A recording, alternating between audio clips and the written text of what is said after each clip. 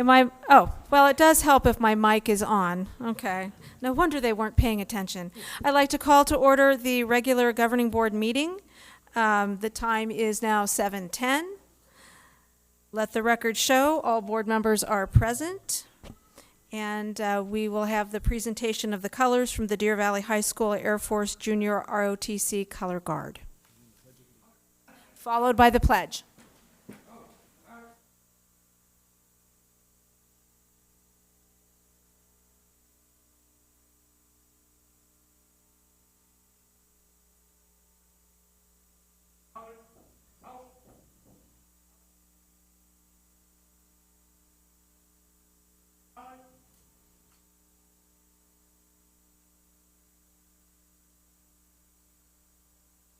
I pledge allegiance to the flag of the United States of America and to the republic for which it stands, one nation, under God, indivisible, with liberty and justice for all.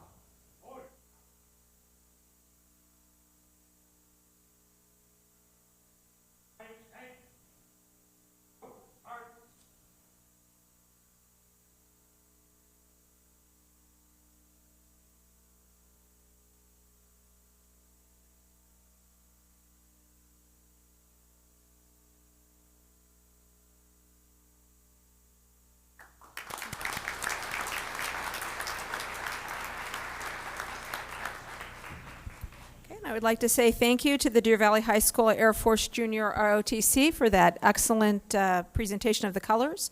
I need a motion to adopt the agenda.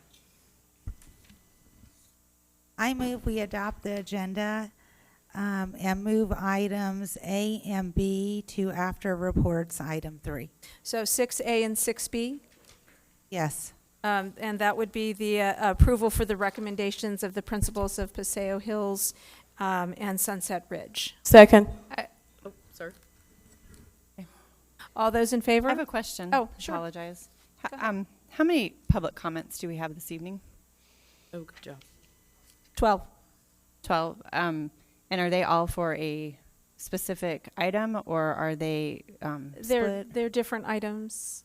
We have some that are specific to items that are on the agenda. We have some that are not related to an agenda item.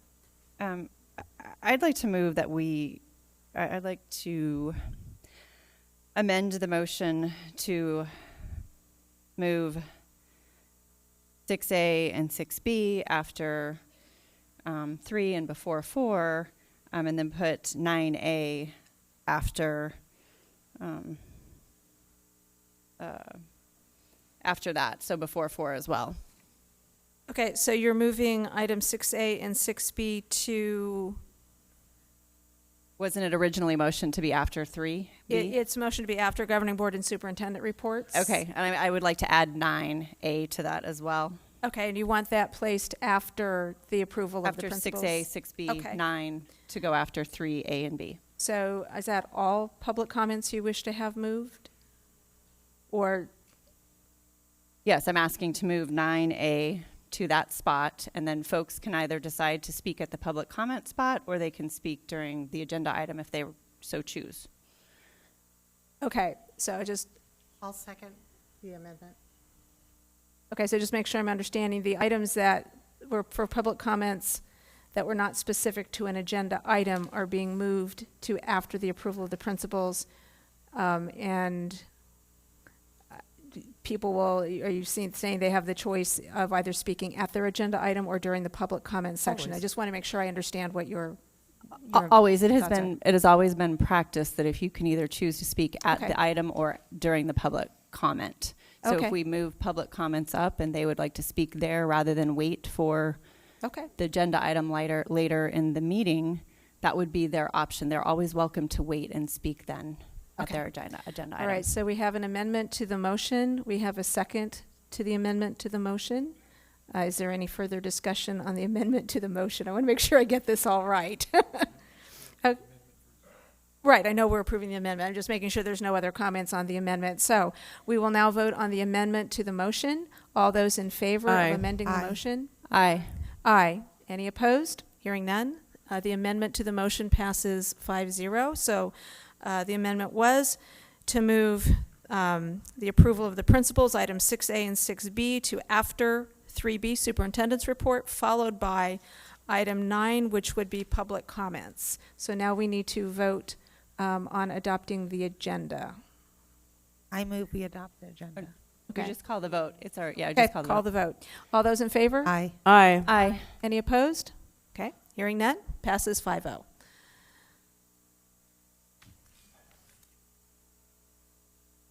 Okay, so we will move on to 3A, governing board reports. Ms. Tweedy? Since there's so many people in comments, I'll be brief, but I did read a lot of emails and I had the opportunity to respond to probably half of them, so I will get through the rest tonight.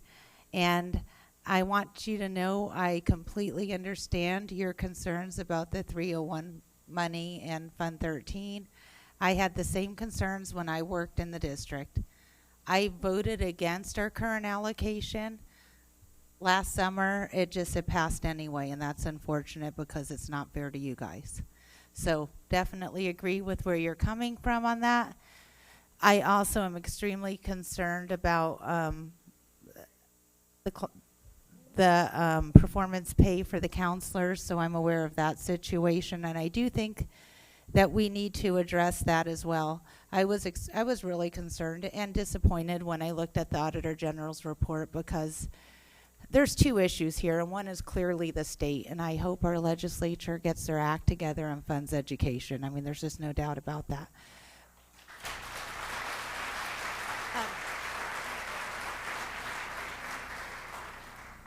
And the second part of the problem is Deer Valley, and I would not demand the legislature do better and then not recognize our own responsibility. I think the Auditor General's report is a huge problem. It's not acceptable to have employees who are producing better results than our peers and we're paying them less. We can do better. If our peers can do better, we can do better, and I'm going to advocate that we do better. So I just want you to know I hear your concerns, and I will continue to advocate for you on this.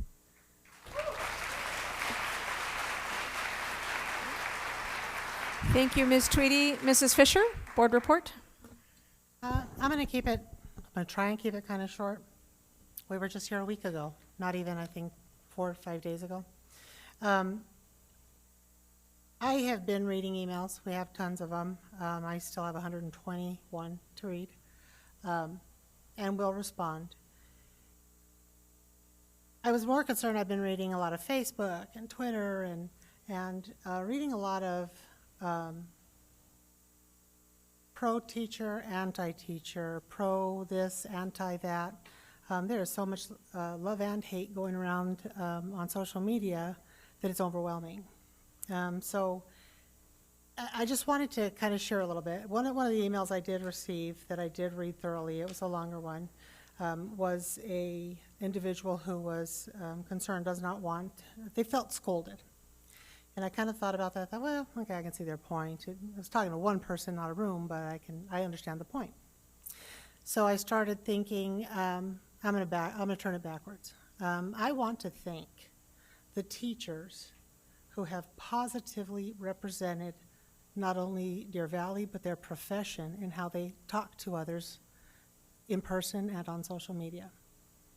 I want to thank the teachers and staff that are not calling people names or not saying mean things. I really want to thank them for that because they are the majority. I'm a little disturbed as I look at what's happening in our society today because there are so many political figures and politicians who suddenly are pro-teacher. Don't know when they became pro-teacher because I've known them not to be in the past. And so I thought it was just, it's disingenuous and it bothers me. But we'll take their support because we need it. Okay, just take it. You know, even if you know, just plug your nose, take it. But it also made me think of, okay, those of you who are old like me are going to know Barbara Mandrell did the I Was Country When Country Wasn't Cool. Well, I'm going to write one that says I was pro-teacher when pro-teacher wasn't cool. I brought this. I've been asked multiple times why I haven't put this hat on. There's a handful of teachers in this room that will know what this hat is.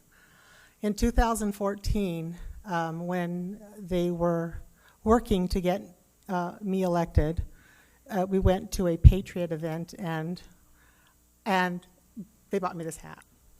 I swore I would wear it eventually when I had an outfit that it would fit. I still have yet to find an outfit, so I'm not going to keep it on. And I told them I would wear it as I got to be an old lady when I joined that Red Hat Club. Well, I'm already old, and I will find an outfit, but I don't want you to think that I have forgotten. I did not forget in 2014, 15, 16, 17, or 18 the work you do, and I want you to know that I am thankful for you. And even the people who are angry are thankful for you. Now here comes everybody thinks I'm scolding. I'm not scolding anyone. But one of my disturbances is that I see people who are friends not being kind to each other. I am asking one thing, and I know this is a Red Fred movement that's statewide, but this is Deer Valley. This is our family, okay? I have one request, is that you please be kind to each other. And be kind to us, and we need to be kind to you. If we say something and you think, hey, that was kind of snotty, ask us about it. Don't assume it was snotty. We may think it sounds, I've read over some of the comments, and I think, I wonder if they know that it came across that way. I've read my own comments later and gone, that's not what I said. Well, obviously I did, I typed it. Please be kind to each other through this. This is a difficult time right now. The other thing that I do have is there are a couple of requests. Dr. Finch, for you. I understand the movement and I understand what's happening, but I am highly, highly concerned about our classified staff. I don't know if there is a way that we can do summer programs, summer work, or something that we would have done in the summer, maybe just do it now or something. I understand the hourly purpose. I understand why those things occur. I understand the legalities. But I also understand that they have bills to pay. They have families to care for, and I'm just asking that you look, see if there's a possibility of summer work, or if there's a possibility of using their time, or anything we can do through this. My husband was out of work for a year. About 2 years ago, he was laid off from a job he'd had for 18 years. And that was just devastating to our family that year. I don't want our employees to be devastated that way. So if there's anything that can be done. And I think I had a few other requests, but I can't remember them off the top of my head. I didn't write them down. I'll email them to you. But please, I mean, don't take it as a scolding, but heed my words and just be kind to each other. Thanks.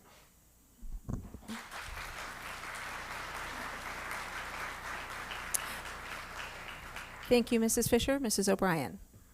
Thank you very much.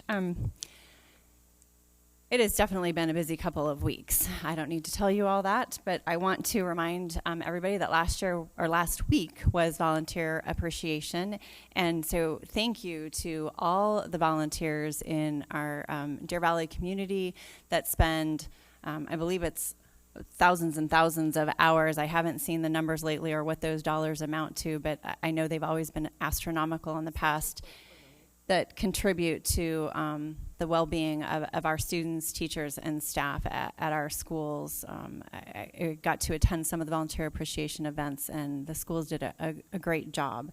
I also want to take a few moments to thank a business called Natalie's Dancewear. They are located at Norterra Shops, and they have been a food collection spot over the weekend and the last couple of days to collect food. The last couple of days, volunteers. The spearhead of that group was Julie Reed, and they have been packing thousands of bags of food and delivering them to the schools across our district. So a big shout out to that business for really...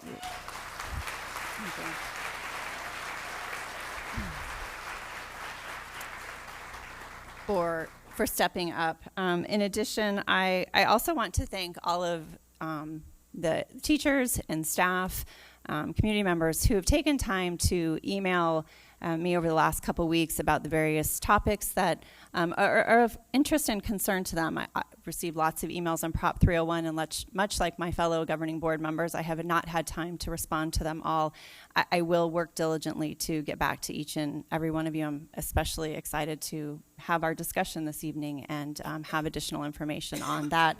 But the other topics that I've heard about are concerns about the walkout, and then Project Momentum. So I'm very much looking forward to tonight's meeting. We have a lot of business to do, and I'm excited that you all are here and you are paying attention to what's going on. So thank you.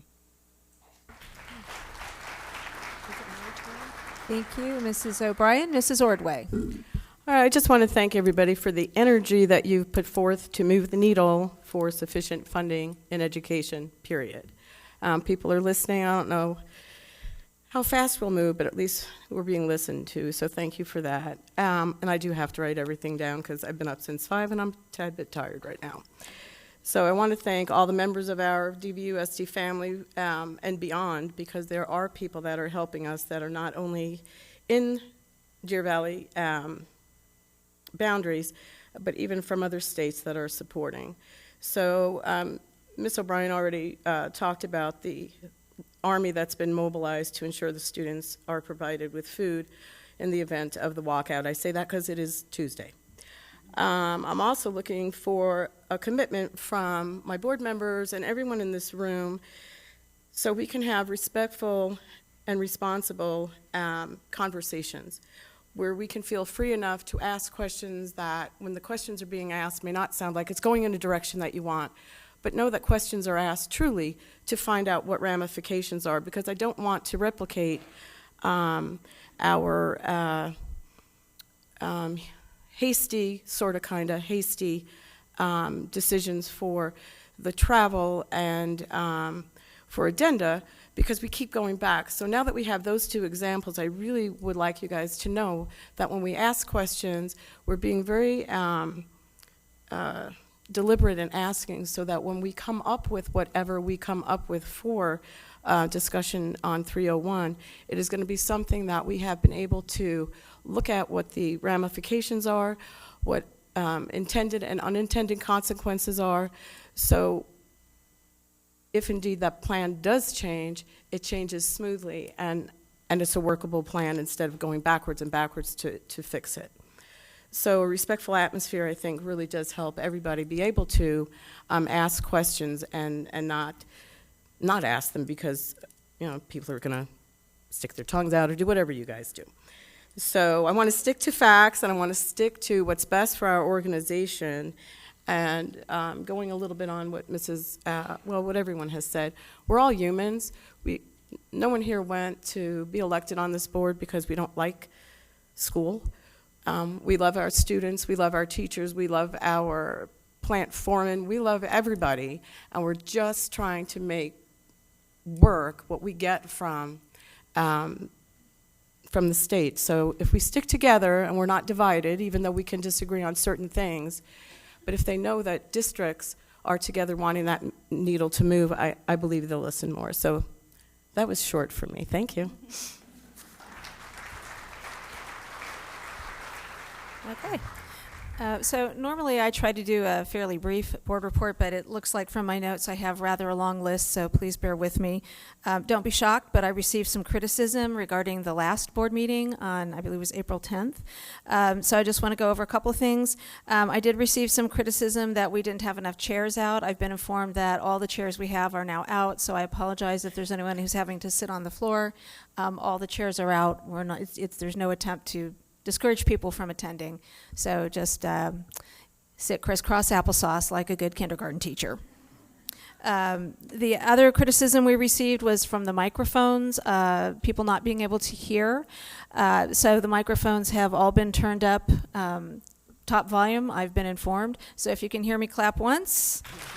If you can hear me, clap twice. And that might be the only applause I get tonight, so I appreciate that. Yeah, I'm good. Not my first rodeo. Okay, so I received some criticism of the placement of public comments. Just to give you a little history, at one time, public comments were at the beginning of the meeting, which I liked when I was the commenter, sitting where you are, and then a former board president, not me, moved them to the end of the meeting, and we've kind of gone back and forth. They at one point said, well, let's have people speak on the agenda items as they come up, and then you forget someone. I mean, believe it or not, public comments are a discussion item at the end of the meeting so that the board can decide as a whole where we think it would be best to place public comments going forward so we're consistent, we're not going back and forth. There was not, no attempt, we were not trying to inhibit people or make them stay past their bedtime or whatever. It was just, that's where they fell. It was a long meeting. So I apologize if anyone felt inconvenienced, and we will be discussing the new home for public comments. But meanwhile, we have moved them closer to the front of the meeting for this meeting. So hopefully they'll have their permanent home at the end of this meeting. So that's public comments. I've also have some concerns about our classified not being paid during the walkout, and if there's any way that they can use their PTO time. I know Ms. Tweedy had mentioned that Alhambra had a different model for what they were doing with their classified, and we really, really need to look at that. So I'm just sending that feedback your way and hoping that we'll be able to do something so our classified aren't going without during what we don't know how long the walkout will be. So hopefully it will be resolved sooner rather than later. I received about 301 emails regarding the 301 allocation. I have not read all of them. I did respond last night, and then I had to go to bed, and then I got home from work and went, oh man. So if I haven't responded to your email, don't have your feelings hurt. I'm still working through those, and I would like to see teachers get the 301 money. So I was in your shoes. I was a teacher. Someone emailed me and said, why don't you try to live on a teacher's salary? And I emailed back and said, I did. So I did have the great pleasure of joining my former colleagues at Copper Creek on Monday for their walk-in. I was flexing time because I have a couple of evening events this week, so I had the day off. And, you know, I used to bug them all the time, get out there on the sidewalk with a sign whenever there was something important, and no one listened to me. And now that I'm gone, like, the whole school is out there. So it was really great to join them. One thing that really came to my mind as I was out there is, you know, there's a lot of talk about the walkout or the potential walkout. It's not Thursday yet. And a lot of support. I'm seeing a lot of public support. I'm also seeing a lot of angst from parents and people who aren't happy about it. And it occurred to me that, you know, we have teachers walking out, but teachers have been walking out for the past 3 years. I walked out 3 years ago. I didn't walk out in a red t-shirt holding a big sign. I walked out with a job offer that paid more money. And the year that I walked out, 298 other people walked out. And the next year, 250 people walked out. And the year after that, another 50 people walk out. That's the invisible walkout that the public needs to hear about. Because the person who replaced me had less experience than I did. It was not her fault. She was a first or second year teacher. I was a veteran teacher. And she's not returning her contract this year. So it's not just about the people who are walking out on Thursday or potentially walking out on Thursday. People also, the public, parents, they also need to be aware of the invisible army of people who just said, I give up, I can't do this anymore, I can't live on this anymore, and have already walked out. So I'll get off my soapbox there, just wanted to mention that. I also want to thank, and I'm calling out two groups in particular just because they're the two that I know of, the teachers at Copper Creek who are continuing with their Friendly Pines field trip for their students starting on Thursday. They are volunteering their time so the students don't have to miss out. And also the teachers at Mountain Shadows who are volunteering time on Thursday to make the science and math night that has been pre-planned to make that happen as well. So thank you very much for keeping our students at the forefront during this difficult time. And then one final thing, I did receive some emails regarding the superintendent's eval. It was my understanding that we had all agreed to meetings every Tuesday until we were all caught up, which is why the executive session for that was scheduled when it was. There's also a work session scheduled. So as long as we have a quorum, we'll continue. If you don't feel like you have to keep the Friday deadline, fill out your forms, and we'll discuss it in executive session. But don't feel like you have to get it to me by Friday if that's going to place a hardship. So I don't know any other way to handle this. We do have a deadline coming up the end of May. If you have a concern, please email me and we'll talk privately. Because I know it's not up as a discussion item, but I wanted to throw it out since we're all here in a public meeting. So that was my understanding when I scheduled it on May 1st. And I believe that's it. And I apologize for going way too long. I have one, sorry, could I Okay, add go one thing? I apologize. I just want to make sure, because there was confusion at the April 10th meeting, that the Prop 301 meeting or agenda item is under discussion. It is not on the agenda in a place where we can vote tonight. It is a discussion and a learning item Right, tonight. that was actually on my list. Sorry. Thank you. Yeah, it is a discussion item. It's been placed on the agenda for discussion. We will not be voting tonight. We'll be discussing and diving into this topic. So I think that's it for me. Dr. Finch. All right, thank you. Just I'll answer a couple of questions related to that. The support staff issue. Yes, that is, as you know, I came from Michigan, and strikes are a part of Michigan's heritage. So I know a bit about it, unfortunately. And support staff are always caught up in the whirlwind of that, unfortunately. And in Arizona in particular, if they're not, you can't pay folks for not working. It's called an in-kind gift. We have it from multiple attorneys on that. So the question, though, that you mentioned about Alhambra or another district allowing being able to pay staff, I'm assuming, I haven't called to them, I just got that notification today. I'm assuming they're just making up work for them to do, which is legal. And so if you make up work, then obviously you have to find the dollars for that to do that. So we'll continue to work with our attorneys and find out what we can and cannot do, but thanks for the notification, and we'll do some more work on that. I also wanted to thank the executive cabinet and the principals. Obviously, we had a lot of decisions to make, and the team worked together well, and I think our communication was good. And so thanks to those folks as we work through this adventure together. This is uncharted waters. And so you remember where you were when and a specific event happened in your life. You're going to remember this. This will be you'll say, remember back in 18 when we filled the boardroom with red shirts. It'll be a story for your grandkids. So hopefully everything will be fine, and we'll get the legislature moving and get some dollars for education. So thanks again for the red T-shirts of moving the needle, as Ms. O talked about. I want to also, we have some brand new hot off the press news that I'm going to pass over to Dr. Galligan, that I think everyone in the room will actually be interested in as well. President Frank, members of the board, Dr. Weitenheimer, and guests. Or Dr. Finch. Man, you can tell My I'm a little nervous. evaluation is coming. Maybe I'm a little nervous tonight. Whew, Freudian slip. Dr. Galligan, do you know something we don't? No. The board is always the last to know. Oh, no. It's the upset tummy in me. I just had Gail's evaluation today. I think I'm going to change it. You should have Gail, waited. could you write until that down and tomorrow. remind me to change it? All right. After the initial rollout of preliminary letter grades in October, Arizona State Board of Education approved its finalized 2017 letter grades on Monday and released them today. You may remember that some of the criticism for the earlier school letter grades included depending too much on improvement or growth, which meant that already high-achieving students were possibly penalized for staying at the highest level.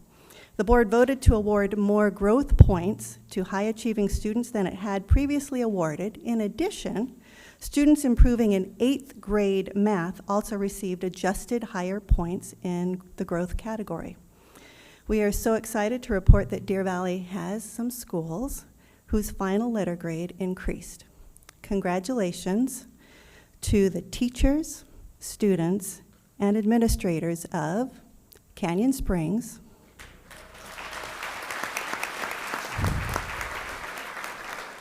Greenbrier, Stetson Hills,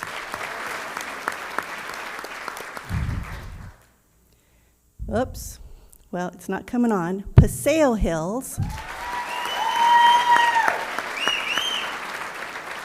with a letter grade of B, and Deer Valley Middle School,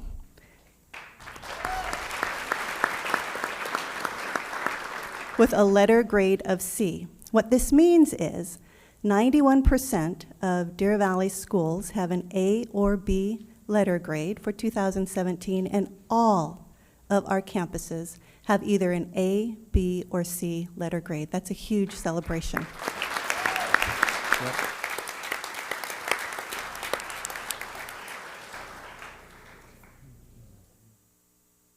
That's it.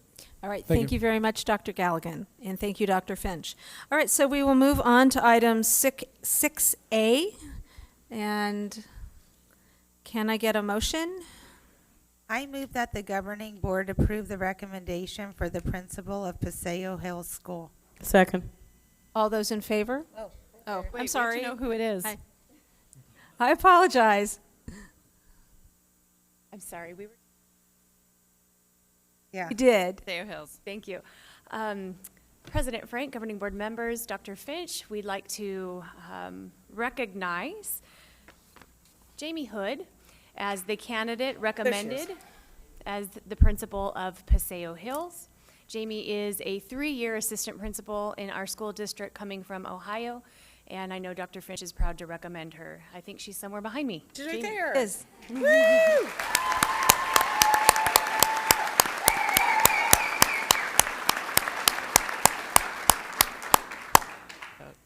Now we need to know vote. We should vote. Oh. Make it official. Anything else, Mrs. Moffett? Okay. All those in favor? Aye. Aye. Aye. Okay. Motion carries 5-0. Moving on to action item 6B, approving the recommendation for the principal of Sunset Ridge School. Ms. Tweedy, can I get a motion? I move that the governing board approve the recommendation for the principal of Sunset Ridge School. Second. Mrs. Moffett. So the administrative recommendation for principal of Sunset Ridge is Cassie Hauk. She is an assistant principal currently in the Washington School District. Prior to that, Scottsdale, and she also worked for Deer Valley as both a coach and as a teacher. And behind me, I think she also is standing. So Cassie Hauk.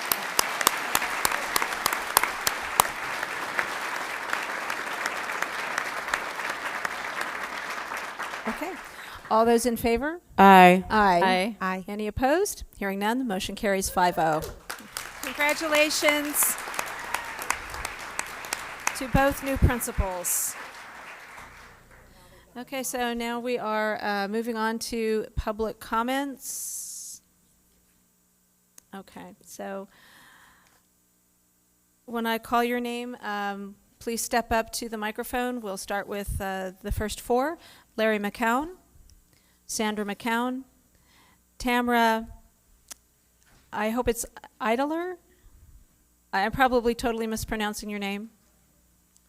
And Christopher Butcher. How to pronounce the last name? Oh, okay. So if those 4 speakers could please step up to the podium.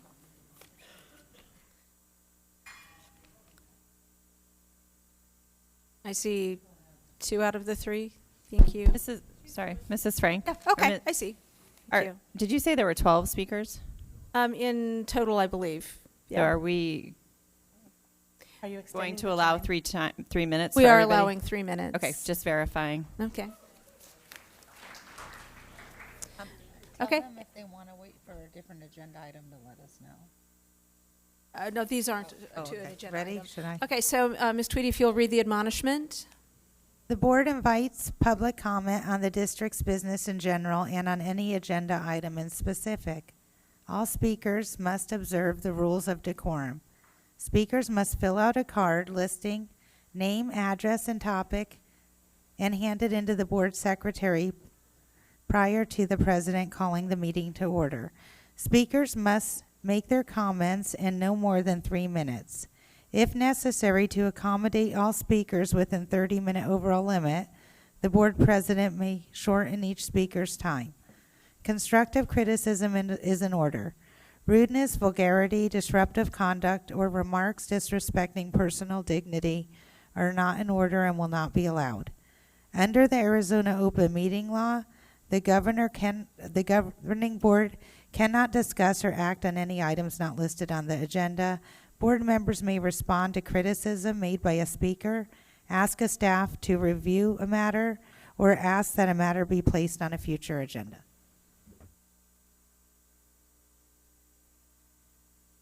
Go.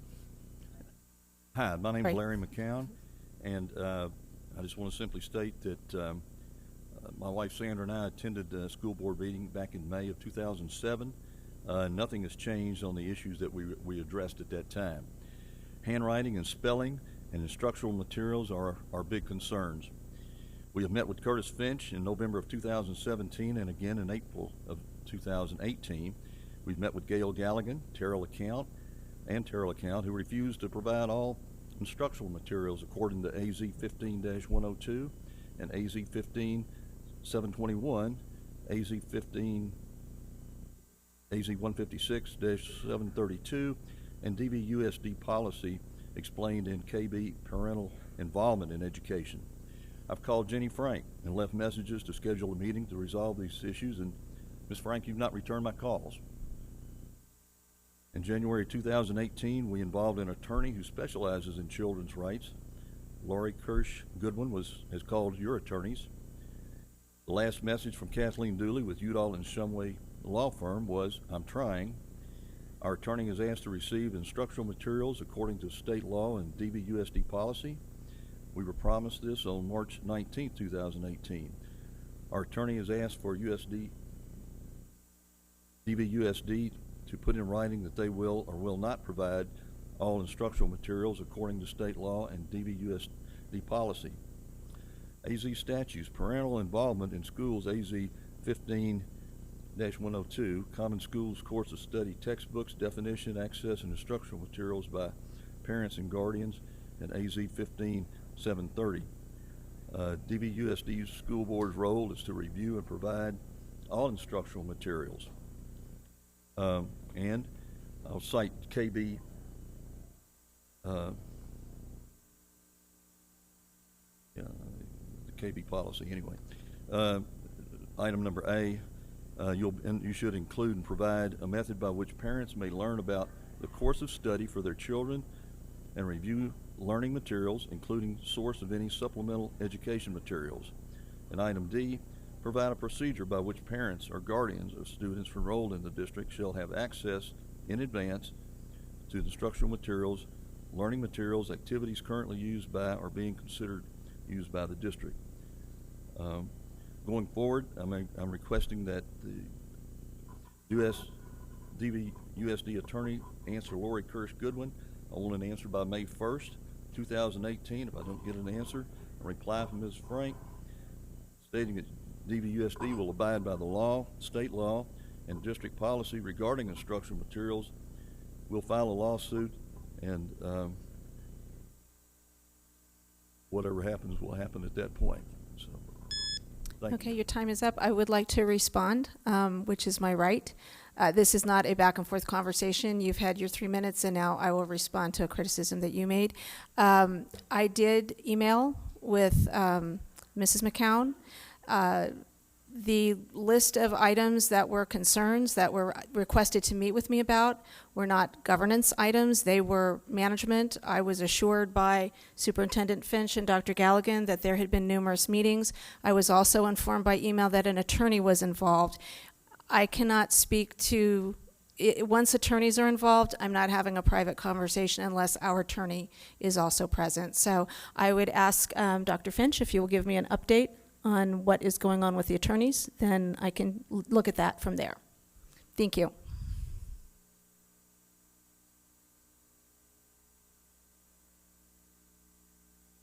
Please state your name for the record. I'm Dr. Sandra McCowan. Can you speak a little closer into the microphone? Is it turned on? I don't know. I'm not tall. Okay. I'm Dr. Sandra McCowan. Okay, thank you. First of all, thank you for purchasing materials for the students and the teachers in DVUSD. I'm excited that you use Reading Street, which is a research-based program, and it has an access to PowerSchool and testing, and I can track the process and the progress of my children. It is important to us, as you well know from my husband's conversation, we want access according to state law for all the materials that are used to teach my children. I am concerned at the things that come home that the children do. We ask for instruction and materials, and Dr. Finch told me in an email at my concern, this is that the principal, when appropriate, will provide additional documents. I'm asking for state law and district law to be enforced. It's not an option for Terrell LeCount or my children's teachers to pull materials and use them without my approval. I've asked to approve. I've asked for Gail Gallen to give me materials. She has refused since the beginning of school. Every instructional material. My kids bring home things from Evan Moore, Third Wheel Teacher, Public Milliken Press instead of Zahner Bloser. If you bought materials for my kids to use, they need to be implemented. Okay, thank you, Dr. McCown. And Dr. Finch, I would ask that you give the board an update if there is legal opinion, and then perhaps we need to schedule an executive session to review the attorney's legal opinion on this matter, since that seems to be the direction in which this is going. I think the board should be informed. Okay, thank you.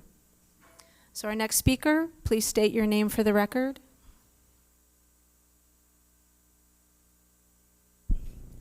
Christopher Bucher. I'll back up a little. Good evening, President Frank, board members, and Dr. Finch. Thanks for letting me speak and giving us our full 3 minutes tonight. Sincerely appreciated. I'm a music teacher at Esperanza Elementary, and I really wanted to speak tonight to express some disappointment in Dr. Finch's decision to participate in a video supporting Governor Ducey's 20 by 20 plan. I'm hoping maybe we can get a little bit of return information about why that was something really worthwhile. I'd really be looking forward to hearing that. This plan from the governor, in my opinion, is not acceptable. And I believe that you know, Dr. Finch, that Deer Valley educators also believe that and are demanding a more comprehensive plan. I think that your appearance in the video can undermine some of our efforts in pushing for some greater good. It appears from my view, sir, that you have Governor Ducey's back instead of our back.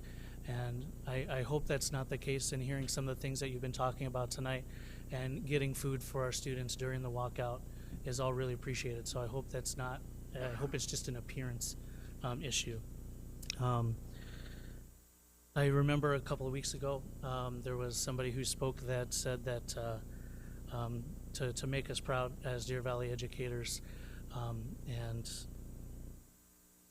I'm not sure that this video did that just yet. I really want to show that we have more support from you in this endeavor that we are going for right now. And I'd really appreciate hearing any thoughts on why participating in a video like that was beneficial for you and us in Deer Valley. Please. Okay, thank you. Do you wish to respond at this time, Dr. Finch? I could. The That is not, that video was done by EFRG, which is a group that we're involved with. They said they needed superintendents, principals, anyone that could talk about what would be the benefits of this plan. So those are the benefits of this plan. Is it enough? Obviously not. It's not enough in my opinion either, but it's the only plan that's on the table. And so that's why I participated in it. But it was not directly a Doug Ducey plan or a video. It's with EFRG. So it's a group that we work with. So the good news is I was at the table to talk about with the other 18 superintendents, 17 superintendents, about the plight of Arizona schools. And so that was probably what helped move the needle, because in that room, as I worked with Ed for Ed leadership and the association leadership, I was able to say, we need to do something. We need to start the conversation. So that's why it started at that point. And it has moved the needle. Remember, right after the meeting he had with superintendents, he actually came out and did a press conference and was all I'm not doing anything. This is all political in his mind. It's about November, it's not about teachers. And so we tried to convince him, no, it's not. It's really about how bad the funding is in Arizona. And so we were effective in that way. So from my personal opinion was that was an opportunity to at least get the discussion going. And so that's why I did it. So, but thanks for your comments. It was nice. Thank you. Okay. Thank you.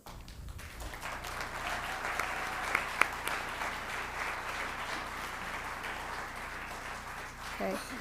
I'm sure I completely mispronounced your name, so if you could state your name for the record, please.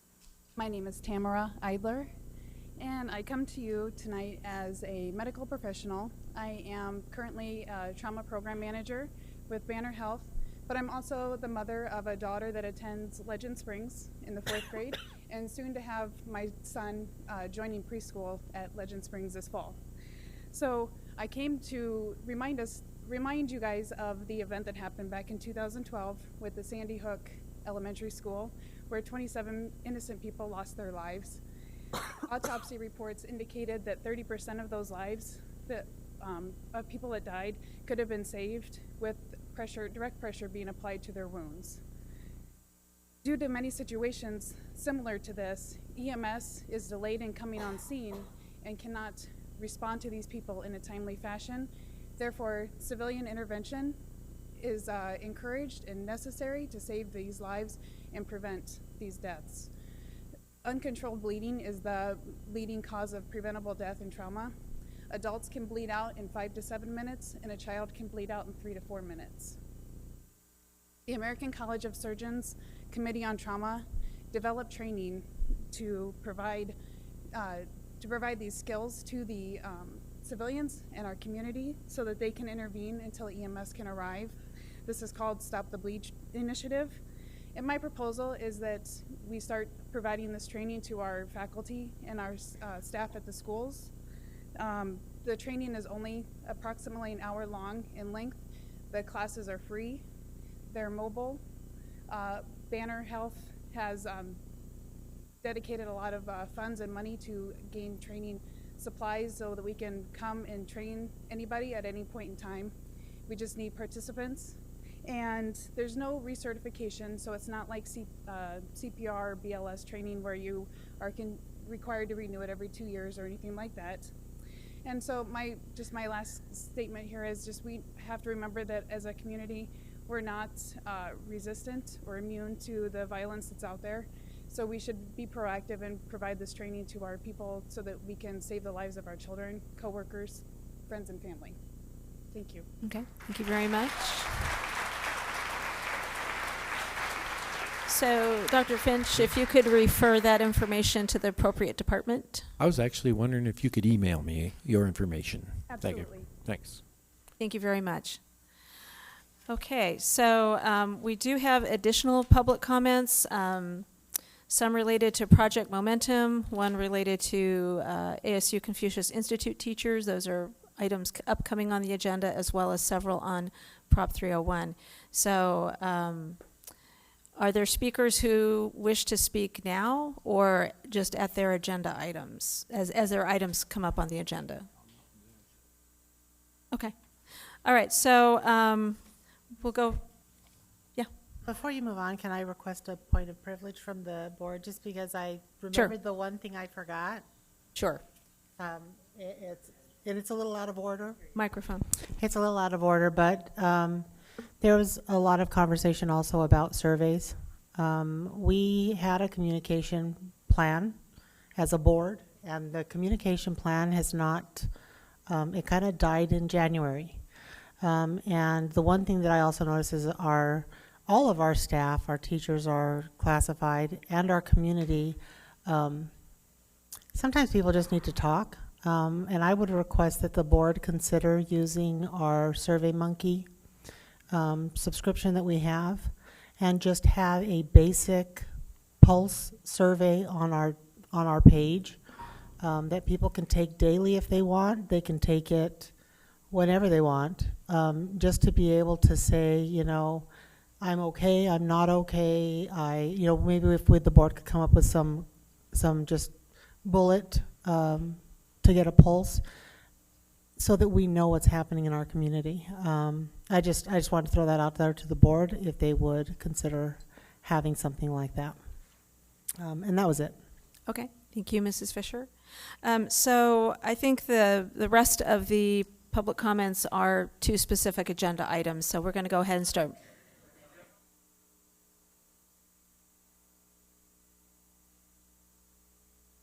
Okay.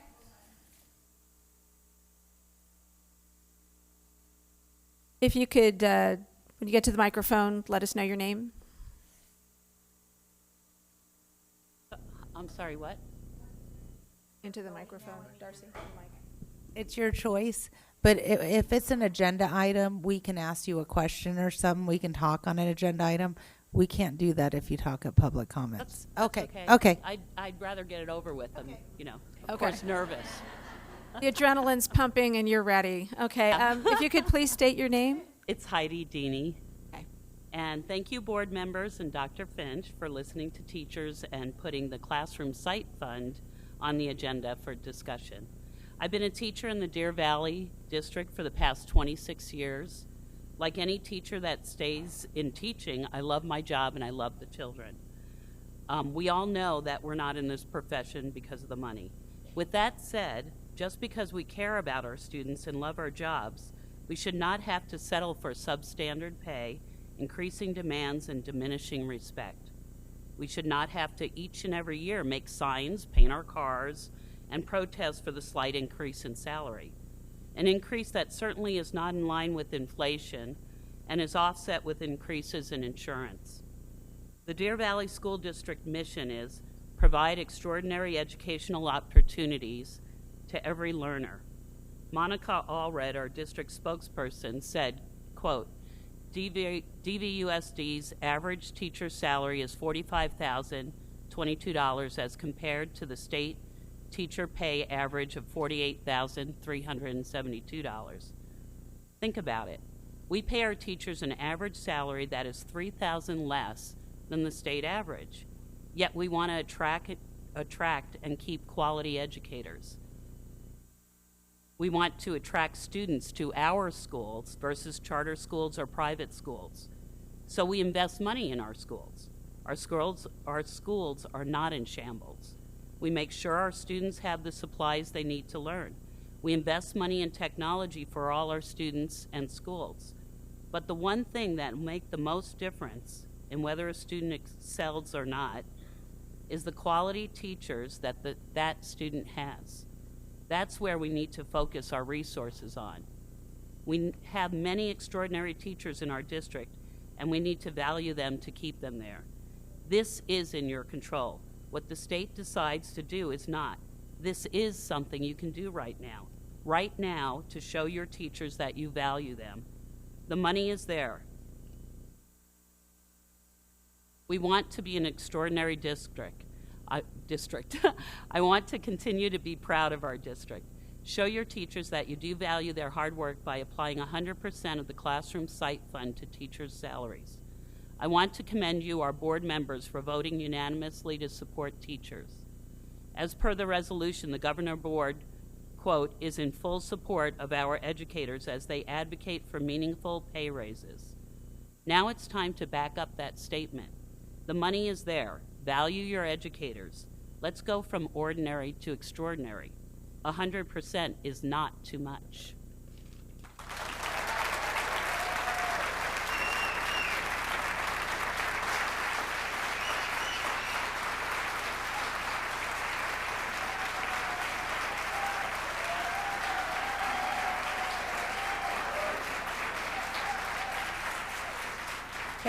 Are there any other speakers who wish to speak on this topic? If you wish to do it during the public comments portion, please step forward at this time. If you gave us a card at the beginning. Okay. All right. So thank you for your comments. We will move on to old business 4A. And do we do the public comments first and then? Okay. So, oh. Wow. All right, so let's go ahead and do the public comments on that item before we entertain a motion. So I'd like to call Rebecca Law and Shauna Flegel up to the microphone. Mrs. Frank, Yeah. are we having a presentation on this topic tonight? Yes. Is there a presentation on this topic? Yeah.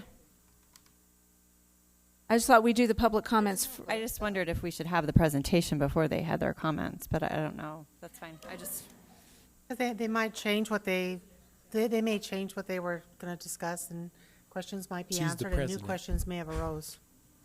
Well, I think they probably have their pre-prepared statements ready to go, so please step forward. We'll just go with it this way.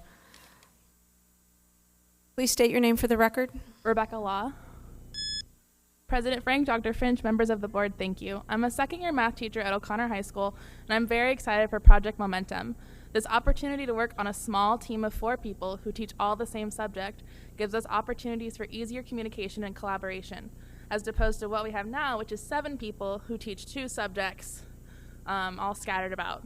Receiving this grant money will help me personally because it will pay for work I already do, but am not currently paid for since it is done outside of my contract hours.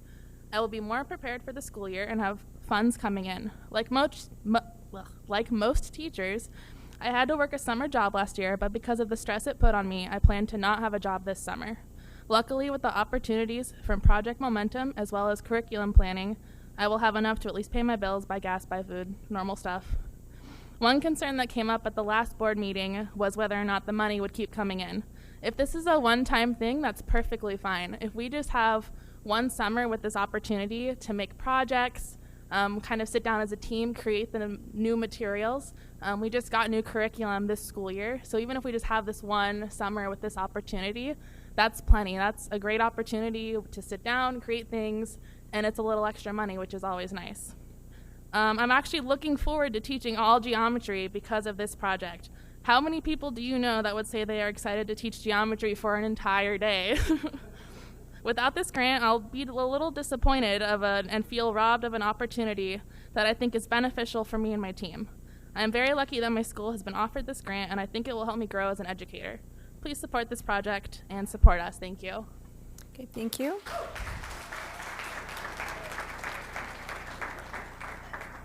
Okay. Please state your name. Hi, my name is Shauna Flegel, Governing Board members, President Frank, Dr. Finch, thank you for your time. I'm not sure I have much more to say. That was pretty good. I do want to mention that I am an English teacher at Sandra Day O'Connor High School. I am also a PLC leader. I have a dedicated group of teammates. We work every year very hard, and we put in a ton of our own hours every summer. This is an opportunity for some anonymous donors to pay us for that time. It's an opportunity for me, myself, to not work about 40 hours of my side job and instead put in a solid 20 hours of the job that I love. I am asking that you consider definitely approving Project Momentum, because even if it is a one-time stipend, it's a front-loaded project. It's something where we can build our curriculum now and continue to improve it just like we always do as teachers. But this is a little boost in pay at a time that we all need it. So I thank you so much for your time, and that's all I have to say. Okay. Thank you for your comments. Okay, so this does come to us as old business. There is a presentation, but there is also a recommended action. So.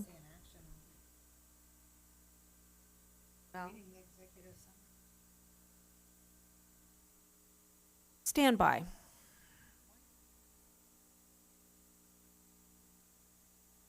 Says, may I read it? I move that the governing board approve the administration's recommendation to participate in the Project Momentum Teacher Leadership Grant for Barry Goldwater High School, Desert Mountain K-8, and Sandra Day O'Connor High School for the 2018-2019 school year. Second. Okay. All right, so Dr. Galligan. President Frank, board members, and Dr. Finch. This evening, we bring back as an action item the Project Momentum Teacher Leadership Grant, which is a 2-year grant.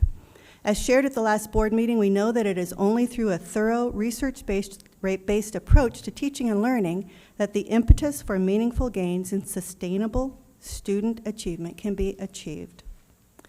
In addition, we also know that it is not enough to simply commit to a course of action, no matter how well-intentioned. It must be supported and nurtured to succeed. We see that in this room.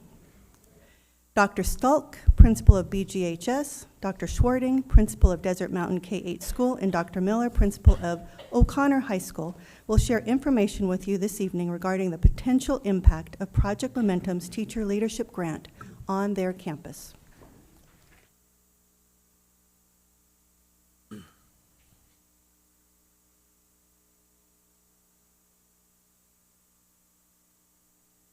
President Frank, members of the board, and Dr. Finch, thank you for the opportunity to present this evening. Barry Goldwater has been involved in a 4-year journey to build the capacity for a professional learning community. Our school has been focused on the development of a collaborative culture where we truly are 2 colors, 1 voice in action, to ensure the success of 100% of our students. We're an A+ school of excellence, and we're an IB school using standards-based grading and reflective practice. The PLC process is the way that we will achieve our cultural vision to provide continuous opportunities to demonstrate achievement and personal growth in a community of diversity and kindness. We currently have a state grade of a C, and we're confident we can demonstrate growth in all categories if given the support to implement collaborative practices in the form of a professional learning community. Our current goal is to move to a grade of a B in just 1 year by increasing our graduation rate, attendance rates, enrollment, and retention, and to realize a 6% increase in ELA and math results on AZ Merit and a 3% increase to improve our AIMS science results to 37%. We also will need to achieve a 5% increase in the area of college readiness. This teacher leadership grant will provide us with the pathway to ensure we can improve because it's a process, not a program. PLC work is grounded in 4 essential questions. What do we want students to learn? How will we know they've learned it? What do we do if they don't learn? And what do we do when they do learn? Teachers have been implementing what we affectionately refer to as a PLC light process in an effort to improve these student outcomes. We utilize half-days and staff meetings for this work. We've implemented Gold Day academic interventions and advisory period to meet the needs of all of our students. Our staff will benefit from the time, the training, and the support to implement this important PLC work, and this teacher leadership grant will allow us to front-load teacher collaboration and ensure alignment of essential learnings, common formative assessments, and instruction, and this work will benefit 100% of our students. To ensure the successful deployment of the PLC process, the meetings will be centered on academic and instructional needs, will result in deepened teacher skills, increased rigor, and continuous improvement. To utilize the talent of our teachers and to meet the needs of our diverse students, our staff will need time to work together and support in the form of ongoing professional development, coaching, and mentoring to support the work that we are already doing. Thank you. President Frank, members of the board, and Dr. Finch. During the past 2 years, Desert Mountain School has worked to establish a collaborative culture through the shared identification of core values and the development of our campus mission and vision. We continue to nurture this collaborative culture within vertical content teams, K-3 grade level teams, and campus support and leadership teams. The goals presented in this slide are stretch goals and will require strong staff collaboration with the focus on ensuring student growth by using data to determine enrichment and intervention needs. Additionally, our community believes we can do much better than our current state-awarded B grade. We know we can earn an A from the state, which indicates high levels of student growth and proficiency by working together within a strong collaborative framework. Currently, our K-3 teachers and 4th through 8th grade ELA and math teachers are working in collaborative teams to support K-3 literacy and math and ELA strategies and best practices.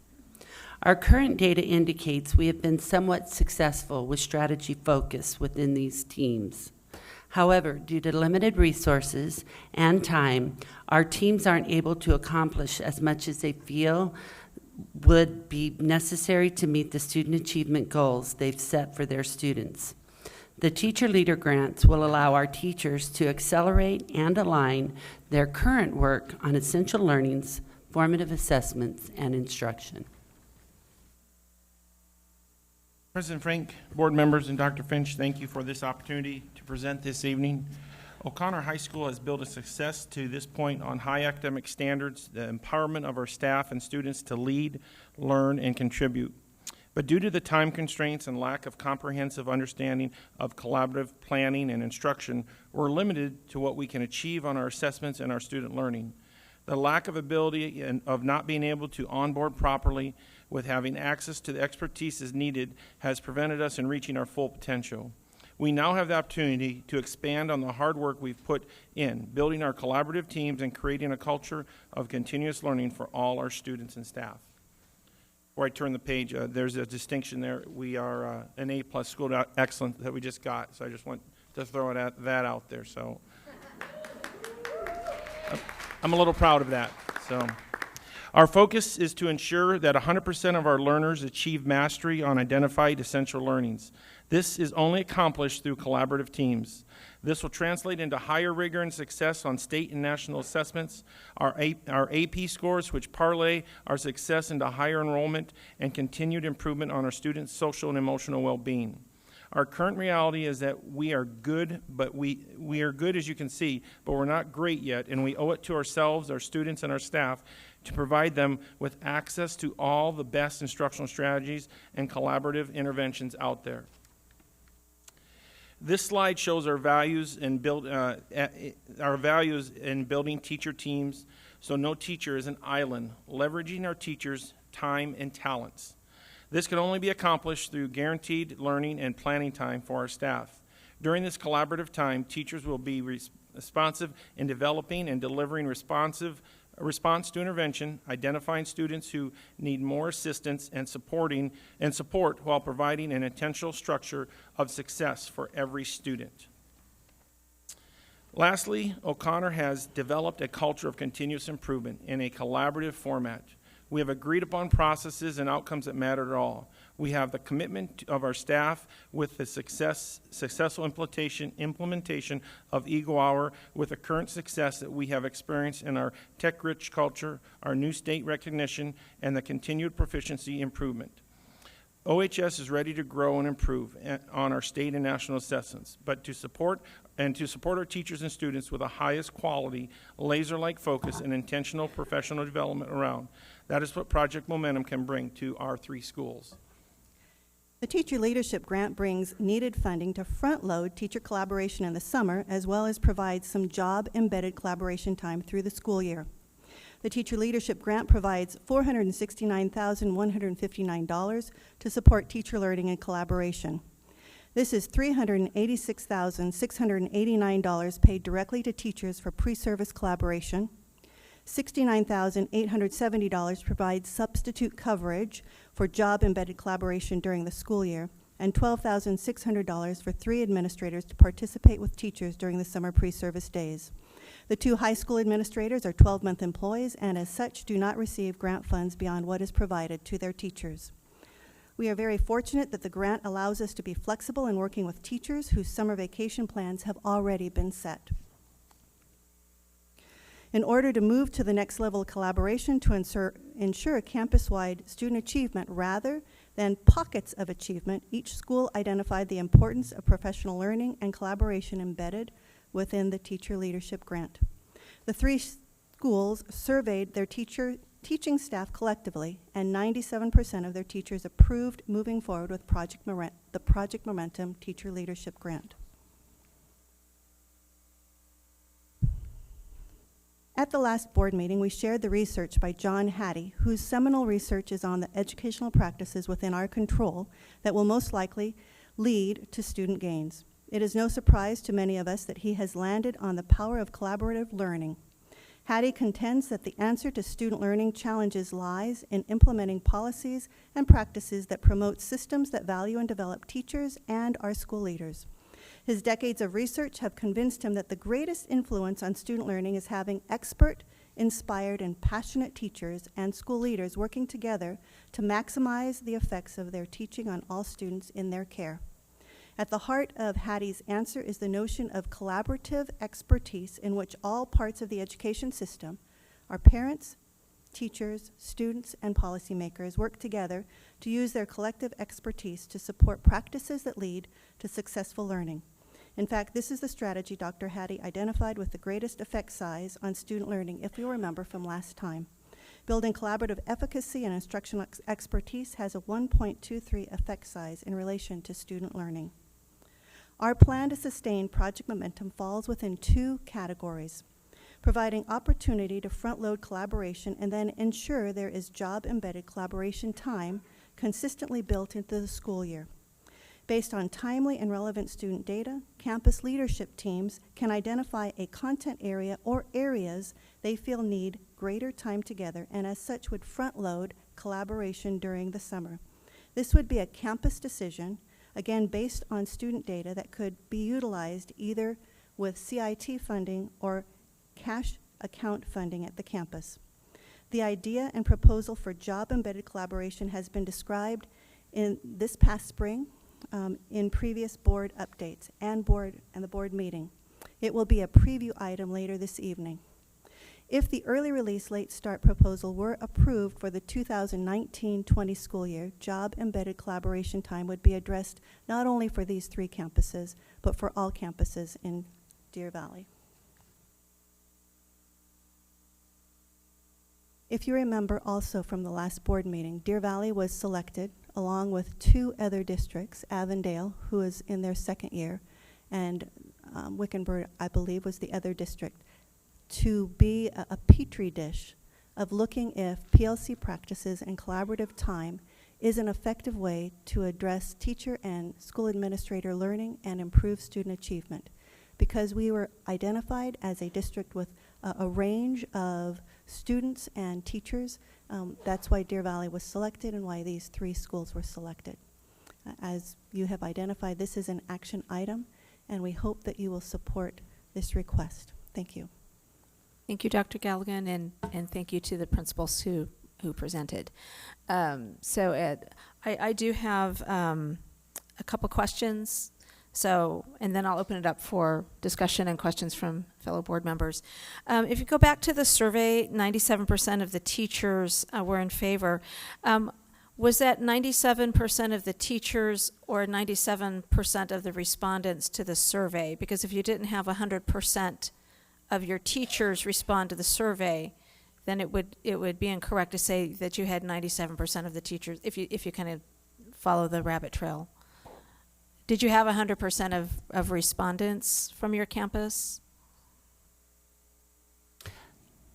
President Frank, the survey that I sent out was to the entire staff, and 100% of the certified staff.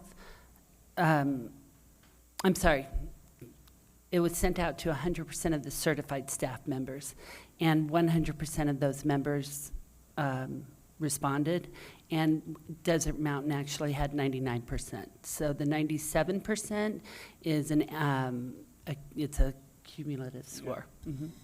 Okay. All right. So you're the overachievers of the group then. Okay. We at O'Connor, we sent out our staff. 93% responded. We were at 95%.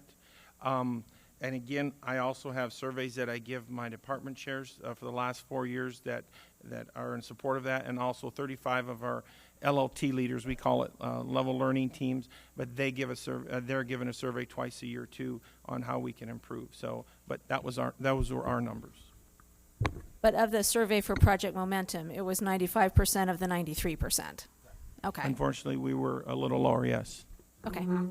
That's because you're not Desert Mountain. Yes. President Frank, members of the board, and Dr. Finch, we surveyed all of our certified staff, including counselors and others that provide the same type of interventions and leadership that goes hand in hand with professional learning community work.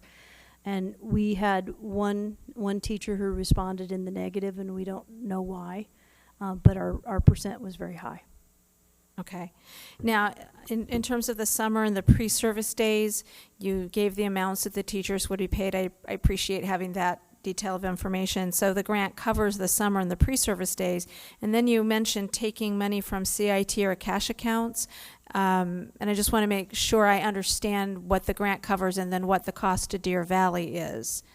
President Frank, one of the questions that was asked from the board at the last board meeting was, how would this be sustained? And so when we looked at the ability to sustain front loading, really what Project Momentum is able to do for these 3 campuses is provide funding for summer work to front load some of that collaboration that we talked about with essential learnings, formative assessments, and such. Moving forward, if we are able to do something like this across multiple schools, then our campuses would be able to make a decision similar to the way we've made a decision here to focus on English language arts and math. For this particular grant, a campus would make a decision if they wanted to bring their math teachers together based on AZ Merit scores, or their science teachers together based on Ames Science. It would be a campus decision based on student achievement, and they could indeed identify either CIT funds or cash accounts funding for that. When we look at the second part of the sustaining, that really is the ability to have job embedded collaboration time, and that's been something we've talked about since this past December, and it is a preview item later this evening. Okay. So I just want to make sure that I understand what I would or would not be approving tonight. What I would, if I vote yes, I would be approving the pre-service and the summer days to be funded through the Project Momentum grant. I'm not necessarily approving that schools spend CIT money or cash accounts. I'm not approving anything beyond what goes on during the summer and the pre-service. President Frank, that is correct. You are approving what this particular teacher leadership grant has spelled out, and that is front-loading teachers with funding, and then providing substitutes during the year, and this particular project really is focusing heavily on English language arts and math teachers, although we've been able to build in the non-ELA and math teachers for sub-time as well as some of the summer pre-service time. And then, of course, ensuring that our high school principals, AP, and Dr. Schwarting are able to participate this summer as well. That is all you're approving for this grant. It is a 2-year grant.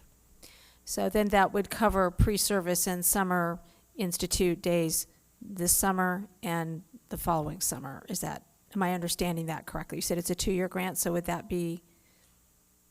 But the look on your face, I'm not sure I phrased that correctly. You would be approving the Project Momentum Teacher Leadership Grant the way it's been given to us, and it is a 2-year grant, similar to Avondale, which is also a 2-year grant. and Wickenburg will also be participating in this 2-year grant. Okay, but there is no requirement for schools to spend cash accounts or CIT funds going President Frank, forward there into the is school year. absolutely no requirement for that. The schools may choose to do that all on their own, but there is absolutely no requirement for that. And then what specifically are the requirements for the grant? I mean, you must have to report back. I've never known a grant President Frank, to there give you were, just hand you money and say go have that a is good time. correct. So- There were 2 measures that were shared at the last board meeting, and they both had to do with student achievement and raising student achievement between now and at the end of that 2 years. And I can bring those back or send them to you on a Thursday update so you have them again. But that is one of the goals of this grant, is to improve student achievement. Whether you are a lower socioeconomic campus, a higher socioeconomic campus, a rural campus, or a suburban campus. So that truly is our goal as well. So in exchange for the grant money, we're agreeing to provide them with the student achievement data from the 3 schools that were selected as the pilot. Is that President Frank, that would be correct. But in addition to that, there's also our teachers and our administrators participating fully in this grant, which means receiving the training. That would be both teacher and administrator training and coaching and mentoring through this process. So it's a partnership between these 3 campuses and their educators and Project Momentum trainers and mentors. And I would imagine our 3 principals here can add to that, but those are some of the requirements. Along with that, each of us as principals would get a principal partner. So then we have someone that's part of that expertise that is able to help us guide and lead our teachers too. So, and that grant, you said money for free, we have to perform. So if there isn't a performance, then that money will go bye-bye. I mean, so we do have to perform. That's part of that grant. Are there any control groups set up? Because, I mean, you could have, your scores could skyrocket, but it might not have anything to do with the grant because there's so many variables in play with scores. So are there any, did the grant set up any control groups? President Frank, I did that in my 6th grade science class. But I completely understand. We would have to look at the actual grant and see if that is in place. For ourselves, we can certainly take a look at that with comparable high schools and a comparable K-8 school and run our own comparison. But again, this is not to be divisive. This is truly a way to support these 3 campuses, but also to support our state in looking at a structure called PLCs and collaborative time together as a way to improve student achievement. Okay, thank you. I have some additional questions, but I'd like to give my fellow board members the opportunity to ask questions as well and not just hog the microphone the whole time. So normally I go last with my questions, but this time I decided to go first. So Here we go. Mrs. Fisher, you look like you have some questions.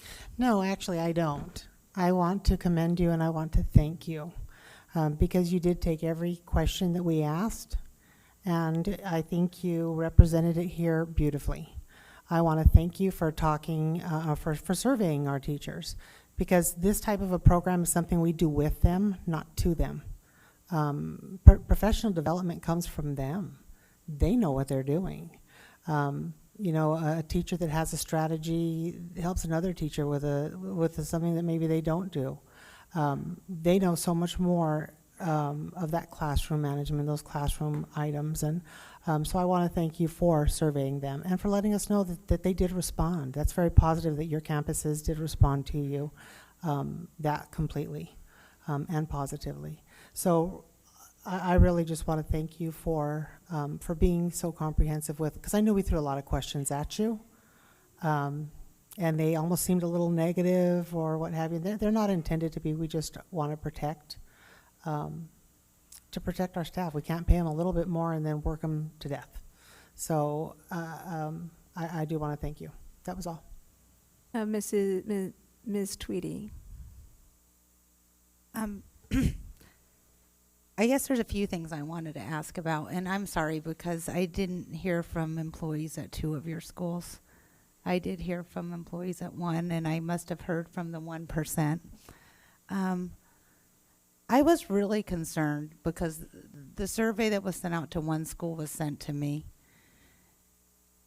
And it only encouraged employees to speak if they were going to speak positively about this program. And it also poked fun at the board for wanting this survey, and it said, ironically, this survey's causing you additional work because the governing board wants to know if this program's going to, so they're going to require a survey that caused additional work. And Dr. Finch can share that email with all of you because I forwarded it to him. So I would have felt more confident in the results myself. I'm very disappointed because in seeing that survey, I just wanted to ask straight up. I've been in this district long enough to know we've had things implemented with enthusiasm, and when we realized what they did to the staff, they weren't well received at the campus level. You know, I mean, we had to go to a tremendous amount of training to learn how to use a graphic organizer. I mean, it was ridiculous. But I just wanted to know, and it's possible this is good, but I got that email, so now I really don't know. And then I got some calls about it. So apologize to the 2 administrators who clearly didn't send that email or survey. So I have some concerns, but what Dr. Finch responded was this was completely voluntary. So if a teacher at any of your schools does not want to do this for any reason, is there any repercussion for that?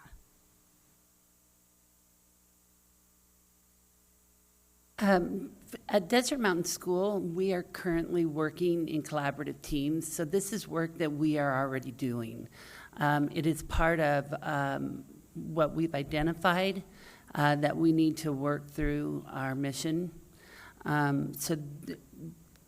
This is work we've been doing for the last 2 years. What this grant will allow us to do is accelerate the work because of limited time. We've been having to meet during prep hours. We've used campus improvement team money to pay for substitutes for half days. This grant would allow us to have more time during the year to work as well as the summer. So it's not a matter of opting out. This is work we're already doing. The grant would provide us with extra professional development, extra focus and direction, and it would pay our teachers for the work that they're doing. But yes, they could, well, again, this is work that they're doing. They could opt out of the grant. What if they don't want to come in the summer and do this? Yes, they could opt out of the grant completely. And there's no repercussions? No repercussions at all, no. As a matter of fact, we have a couple of teachers that are gone for the summer that will not be able to work in the summer, but will be able to use the grant money associated with their positions to help them throughout the year. So the money doesn't actually, the teams are allowed to determine the work days during the summer, and if they don't use all of the work days, they can use it, sprinkle it throughout the school year to support before and after school meetings. And I did all the same thing. I mean, there's no repercussions.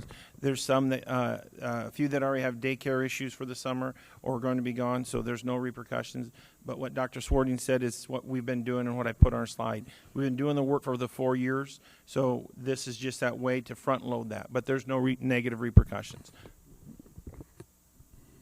The other question I have is the donors are anonymous, so we don't know who we're taking money from.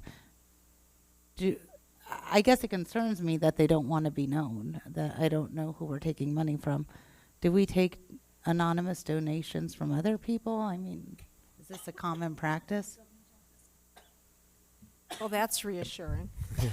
Yep. This is from the governor's office. This is I think Dr. Galligan said it correctly. We're the petri dish for the state of Arizona. We raised our hand and said, we'll do it because we think we have that spectrum, that wide range that they're looking for. Because if we can do it, anyone can do it, because we're the leader, and we want to be the leader. We want to show how it can be done. So it's through the governor's office, but you are correct. It is anonymous donors from Arizona that want to remain, probably want a tax break, but want to remain anonymous. And so when you're filthy rich, I guess you want to support schools. That's a good thing for us. I don't think anyone in this room can relate to that concept of filthy me rich. either. Hence why I just take their money and I don't care what their name is. No. But it's through the governor's office. Okay, so Mrs. Ordway. I'm all for this, for what you guys have said and what it's going to do for teachers in your campuses. And also, I guess from the time that you're going to have to accelerate it, then you can replicate that wherever it needs to be replicated. But furthermore, I'm concerned again that I didn't receive, and I don't know if the rest of the board did, but Ms. Tweedy is using some great information that she's using for a decision that we have not had the opportunity to see, read, or to process. So however that needs to get to 5 board members and not 1 would be awesome, because then we all have the same information that we can use to decide. I don't believe individual board members have any control over what constituents send and who they Correct, they but send Dr. it to. Finch So- absolutely, and our board secretary absolutely have the opportunity to forward information, so we're all prepared. Yeah. Thank you, Mrs. Ordway. Did you have anything further to add? Mrs. O'Brien. Thank you for the presentation. I appreciate, again, that you addressed all the board's concerns. And then based on your question, Ms. Frank, about the measures and the fact that nobody gives away free money and doesn't expect something, in the preview there were 3 slides that talked about the kinds of measures they'd like to see, achievement measures related to the AZ state merit pass rates and what they had done with Avondale. And other than that, I didn't see any other strings tied to this money, except that they hoped to prove that this process would provide a proven method of improving achievement levels among our students, so that we could then replicate it not just here in Deer Valley but across the state, that there are private businesses out there that want to ensure that public education is successful. So I'm excited about giving our 3 schools an opportunity to prove that this process is a way to increase our student achievements. I know that we would like to see all of those numbers get much closer to the 100% level, so that we are putting out students who are college and career ready. So thank you all for all your hard work on that. Okay, thank you. And then finally, I would just say that I did email Dr. Finch this weekend with it's a rather lengthy email. You didn't send me back a thanks or a thumbs up. So just some concerns, and I just want to make sure that, I certainly saw as an employee in Deer Valley, many times we accepted grant money for programs that later had to be sustained out of M&O. I can't support that. If you can assure me that the grant money is for a short term, that we're not going to be asking for money out of M&O or money out of schools to carry this forward, then I can get behind it, but I can't get behind another TAP program or a PDSA or just the list was quite long of things we spent money on that we could not sustain. I don't want to get into a situation where we have this great grant, it starts this out, but then we can't sustain it. So that's the assurance that I'm looking for. So if Dr. Finch, if you would like to speak to any of the comments. And I'd just like to say also, I know we spent quite a bit of time on this one particular item and we're not even to the second page of the agenda. I do appreciate your patience. We all take this very seriously, and I think it's important to all of us that we fully discuss and consider how we're voting. So Thank you to my fellow board members and to the members of the audience. Dr. Finch. I just want to say I also have listened to your concerns. As you know, I also converse individually with each board member on these topics. I guess the good news, bad news is I don't come with all the scars of history past. And so I don't know what previous superintendents or previous boards did or didn't do. But this is something that I think is a positive for our system. Not only does the research support it, but I have had many hours of conversation with the author here, Dan, and so he has reassured me that this is what it looks like. This is what it's going to be. We have assurances from the governor's office as well. And Dr. Galligan is correct. This is a grant that they want us to be the leaders in the state. And it's a 2-year grant. And actually, I believe one of the districts actually went into the 3rd year because of they actually gave them more money because they wanted to see it continue because they were making tremendous progress. And so that is a possibility that they would give us more money eventually, but this is really a 2-year grant. And if we don't perform, they told us that's it.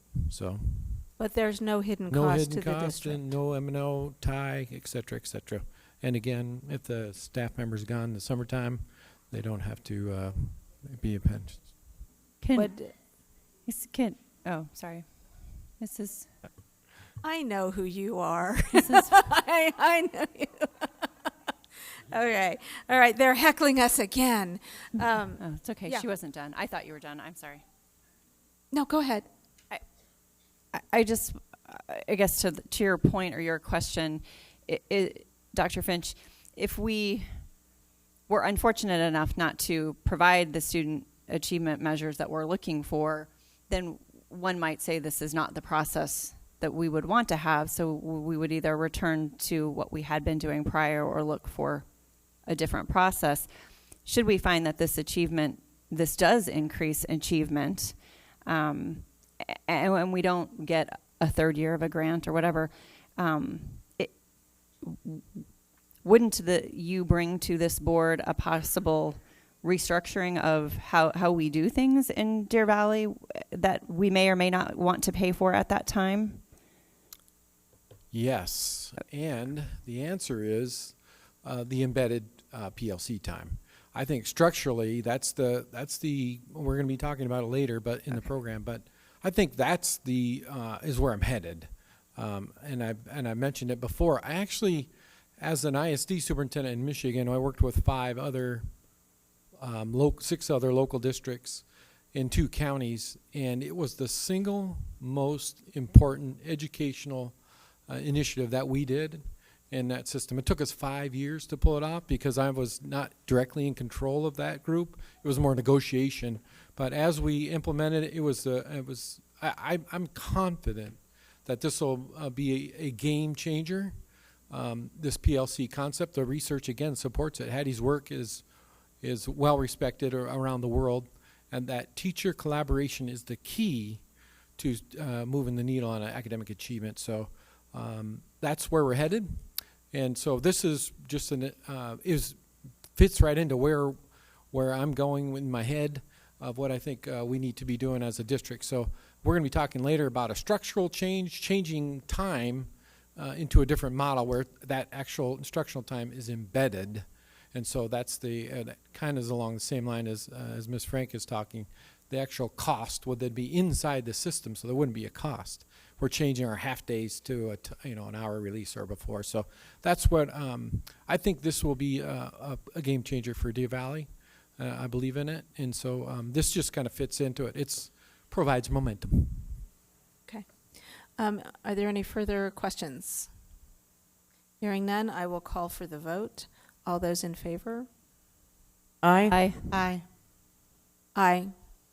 I'm going to abstain because I'm just going to explain my vote.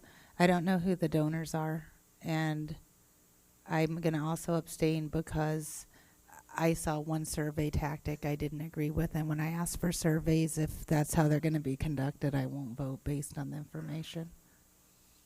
Okay, thank you, Ms. Tweedy. So the motion passes 4 with 1 abstention. Okay, so that moves us on to Item 5, the consent agenda, and can I get a motion? I move that we approve the consent agenda items A through I. Second. All those in favor? Aye. Aye. Aye. Any opposed? Nay. Okay. So 4 ayes, 1 nay. The motion carries. 4-1, sorry. Okay, so that moves us to action item 6C, approve donations. Can I get a motion? I move that the governing board accept the administration's recommendation to approve donations on behalf of the district in the amount of $7,172.44. Second. Okay, is there any discussion or questions on this item? Just want to say thank you. Okay. Anything else? Hearing none, I will call for the vote. All those in Aye. favor? Aye. Aye. Aye. Aye, sorry. Any opposed? Hearing none, motion carries 5-0. Brings us to action item 6D, the ASBA 2019 legislative priorities. Can I get a motion? I move that the governing board approve the submission of the top 5 and additional 2 proposed issue for consideration for the Arizona School Board Association 2019 political agenda. Second. Is there discussion on this item? We have to pick our top 5. Yeah, we have to. Okay, well, I guess that means there's discussion on this item. So like in past years, what we do is we look at, we just look at overall what they are recommending, or where they were, and then just pick where we want. If we want to add 2 extra, we don't have to add 2. And it may be that the committee wants to remove them, so think about that if you have priorities. Well, I think our priorities should be funding, number 1, number 2, funding, number 3, funding, number 4, funding, and number 5, funding. I was And going to that's it for me. say funding, funding, funding, funding, funding. Well, that's very fun. However, we gotta have to look at what they have there for us to. Well, 1.9 is to provide additional state funding for nationally competitive salaries to attract, recruit, and retain talented teachers. I would That's funding. I picked that respectfully one. That one sounds good. request Yeah. that to be one of them. There are also 1.6 is to fully fund full-day kindergarten and include kindergarten students in the override calculations. That sounds Sounds interesting. good.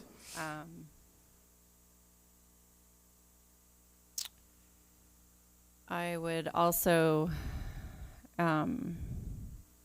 request that under local control and government, local control and governance, not government, we have enough of that. Number 1 is to uphold, preserve, and strengthen local control to reinforce the connection between the community and its elected governing board members. I think that speaks to the allowing your school board members to decide where the funds go and hopefully not have all those strings attached from the legislature. I don't know if I agree with that. I think sometimes when we get funds without strings attached, it doesn't end up where it's supposed to go. I think it depends on the strings.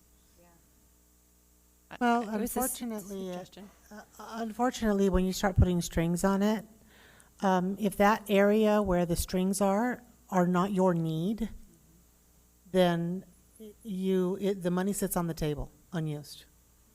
So that's kind of where some of that I know the desire is often to say, well, we want to put a string on it because they do this. The legislature says, we're going to put a string on it because we don't want a governing board or an administration to do something different. The problem is, and that may be, okay, well, you're saying it's going to go to X, Y, or Z. Well, what if we don't want X, Y, or Z? And we now can't use it at all. So there has to be a reasonable or reasoned balance. That's why you have to ensure you don't elect rubber stamping board members. I've seen it happen, where they just, yes, someone says something, that's what we're going to go with. But if we don't have local control, I mean, imagine how we would feel sitting in this room full of red shirts, and there was a string attached to $3 million that says you can only use it for transportation. That will happen. So there has to be, Well, in some my of the opinion, irony some here local is control. I think we're looking at 42% because we had local control. I mean, I didn't vote for it, but it still happened, and that's why I think the money should come Well, with strings attached. And none of us did. Well, majority of us did not. However, that's where the new board or a new board can make those changes, and you can't say because something bad happened in the past, we're forever going to just make sure that the legislature tells us what to do. Okay, so it sounds like we have two items that the board seems fully in support of. The first two that were mentioned, I didn't write them down. And this one, Ms. Taylor, help me out. Yeah, okay. There was funding in both of the first two. Right. First two One, ones. six, and This one nine. sounds like there's a little bit of, a little disagreement amongst board members. Is there another legislative priority that we could all feel fully supportive of? Well, I think I'd like to kind of explore what's the difference between 3 and 1. Because part of the problem when you're on the legislative committee is you're throwing things back and forth, and those two items are You're are right. virtually Actually, the same. 3, I didn't read carefully enough. 3 is a good one, Mrs. Fisher. So I think perhaps 3 might make it a little bit better, where there's still some oversight. However, it still gives us the ability to manage programs. And I mean, we just reviewed an item where we can make a decision to do it or not. If the legislature says you're going to do, I don't know, pick a program, you're going to do this program. Then you're going to do this one, then you're going to do that one. We could still be in the same issue. I think the board has to be in control because we know our population. We can talk to our teachers. The legislature's not going to. So maybe if we looked at 3 instead, they're similar. Okay, so could we all agree that 3 would be one of our top 5 priorities? Sure. Is that something we can all agree on? Sure. Okay. 1 down, 4 to go. Well, no, we have Oh, the we- other don't we two. have What were 3? We have What were 3, the- so we okay. need 2 more. That's 5. What were the first 2 in the funding? I didn't major in math. They were pardon under me. resources for schools, number 6 and 9. Okay. Policy, I like item number 6. Under what? The require comparative auditor general reports for district and charter schools. That would be a godsend. Can we, and to that point, and maybe I don't know if these would both go, or, but the one I was looking at was establish the financial and academic transparency for all institutions that accept public funds, which is number 4 on that line. So I don't know if you want both of them, or. I think that one sounds, I like both of them. I like both of them too. That's fine. The only problem I have with the second one, and this is just playing devil's advocate, because I do think they should all be transparent. However, because we do have whatever those that's not ESY, that's extended school year, ESAs, some of those funds will go to private schools, but the payment goes to the parent. So I don't know if legally, I don't want us to waste hey, we want to do this if it's not something that can even occur. How can we hold, say, I do absolutely think charters, if charters are right there with public schools, then that's it. They need to be held to the same standards we are, the same rules, the same audits, the same look, so we can compare them. I don't know that we could do that with all that get Yeah, but if tax you, money. I'm not sure how that would I think happen. I think that the courts have determined that the money given to the parents are no longer considered public funds in the manner that you're talking about, Mrs. Fisher. I guess what I was talking about there, you might look at that as being the tax credit as public funds. So those who receive tax credits, I don't know. Well, see, and that may be that we're talking about tax credits, but one of the bigger problem I have with that is tax credits are always under attack. And I know that we send kids everywhere with tax credits. We pay for coaches, we pay for When someone is going to, we want people to donate to our district, and we want them to get a tax credit. It doesn't actually reduce the fund. This is a tax. That tax credit is one that comes back. You have to actually owe a tax, and then it comes back to you. So, you'd be amazed how many people are filling out their taxes now that they can go all the way to to April 15th, and they're saying, "Crap, I'm going to owe $300. I don't want the state to have it." They'll real quick make an online donation to a football team, and now they're going to get that $300 back. So I'm just a little afraid if we get what we want in that type of a tax benefit cut, we're going to hurt our. That's fine. Our I think 6 is a good idea. Is there another one that we could talk about then? Okay, just because I just got through raising teenagers, how about increase the compulsory attendance age from 16 to 18 years? I don't know any 16-year-old that really should be making that decision to leave school. And if they do, it usually doesn't end well. Sounds Excellent. fabulous. 5. Okay. All right. Okay, so that's our 5. Parents of 16-year-olds out there, you're welcome. Okay. So Now we is- have our 5? That is. Now, is there Okay. any additional items that the board would like to suggest that we move forward? Now, doesn't mean that's going to make the list, but every board is allowed to say, these are 2 things that I would like considered. A lot of rural districts will submit things because they face different challenges. So I don't know if anybody has any suggestions. We don't have to submit one. I'm okay. I think sustainable funding is kind of loud, so I think we're good. Okay. So if we're good, I'll call for the vote. All those in favor? Aye. Aye. Aye. Aye. Aye. Any opposed? Hearing none. Passes 5-0.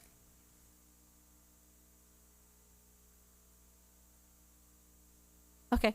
Action item 6E, ASU Confucius Institute teachers. I recommend that the governing board select one of the administration's options to determine if the 3 ASU Confucius Institute teachers will continue as Mandarin teachers in the 2018-19 school year. And we have one public speaker. Can I second that? Oh, please do. Okay, I did. Thank you, Mrs. Ordway. So we do have a speaker on this topic, Tracy Chuang. Thank you. Okay, so if we'll start the timer, you'll have 3 minutes. Okay. Hello, Governing Board, Dr. Finch, President Frank. My name is Tracy Chuang. I am a daughter of a first grader at Gavilan Peak School in Anthem. And we had her in a charter school for kindergarten, and then we moved her to Gavilan Peak because of the Mandarin Immersion program. I had no idea that we had that kind of program up in Anthem, and I was really surprised and really delighted that she had that opportunity. I grew up in California and had the opportunity to learn Spanish, and that didn't go very far. And I think the best way to learn language is through immersion. So having that partial immersion program has been really beneficial for her. It's been just a new way to challenge her besides all her other programs, which her teachers have just been phenomenal, not just in the Mandarin program, but in all of her other specials in arts and music, and just her teachers just throughout the day for other language arts and social studies. But I would just like to request that you guys keep the teachers from the Hanbun program. The teachers that I've interacted with through volunteering have been really great and just a really great asset to our school. And I have friends in Connecticut, California, and Massachusetts who are really jealous of us too that we have this program. And I think it's a great asset to have a focus on language, just because it's just such a unique way to learn, and it'll really make our students just global citizens. And I think as this world is, it's not just us, it's not just Arizona, it's the world, and just the tone that we're setting that we are citizens of the world, I think is a really great opportunity to give our kids an edge up for that too. So thank you for your time, for listening, and thank you all you teachers for everything that you guys do. Okay, thank you for providing the board with your perspective. Dr. Galligan, I believe you have some information to present to the board. Definitely President Frank, members of the board, Dr. Finch, and guests. Tonight we bring you, as you know, an action item regarding 3 options for the 3 ASU Confucius Institute teachers to continue as Mandarin teachers in Deer Valley for the 2018-2019 school year. Non-renewal in this context is not the same as the non-renewal processes outlined in statute. Essentially, the Confucius Institute of ASU sent these 3 teachers to us as part of our partnership with ASU. Should the board choose to non-renew their status as DVUSD teachers, we would simply notify ASU Confucius Institute that we no longer want these teacher services. Mr. Contalme was able to provide additional information which was shared with you in his memo to the board, and this would have been a few weeks ago. So before you are these 3 options to consider for those 3 ASU Confucius Institute teachers. Thank you. Okay, so we have the 3 options here. Do board members have questions, wish to discuss?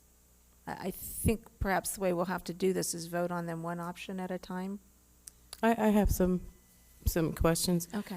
We received a letter from the Confucius Institute at ASU that I can read all the way through it, but does assure that the concerns that board members had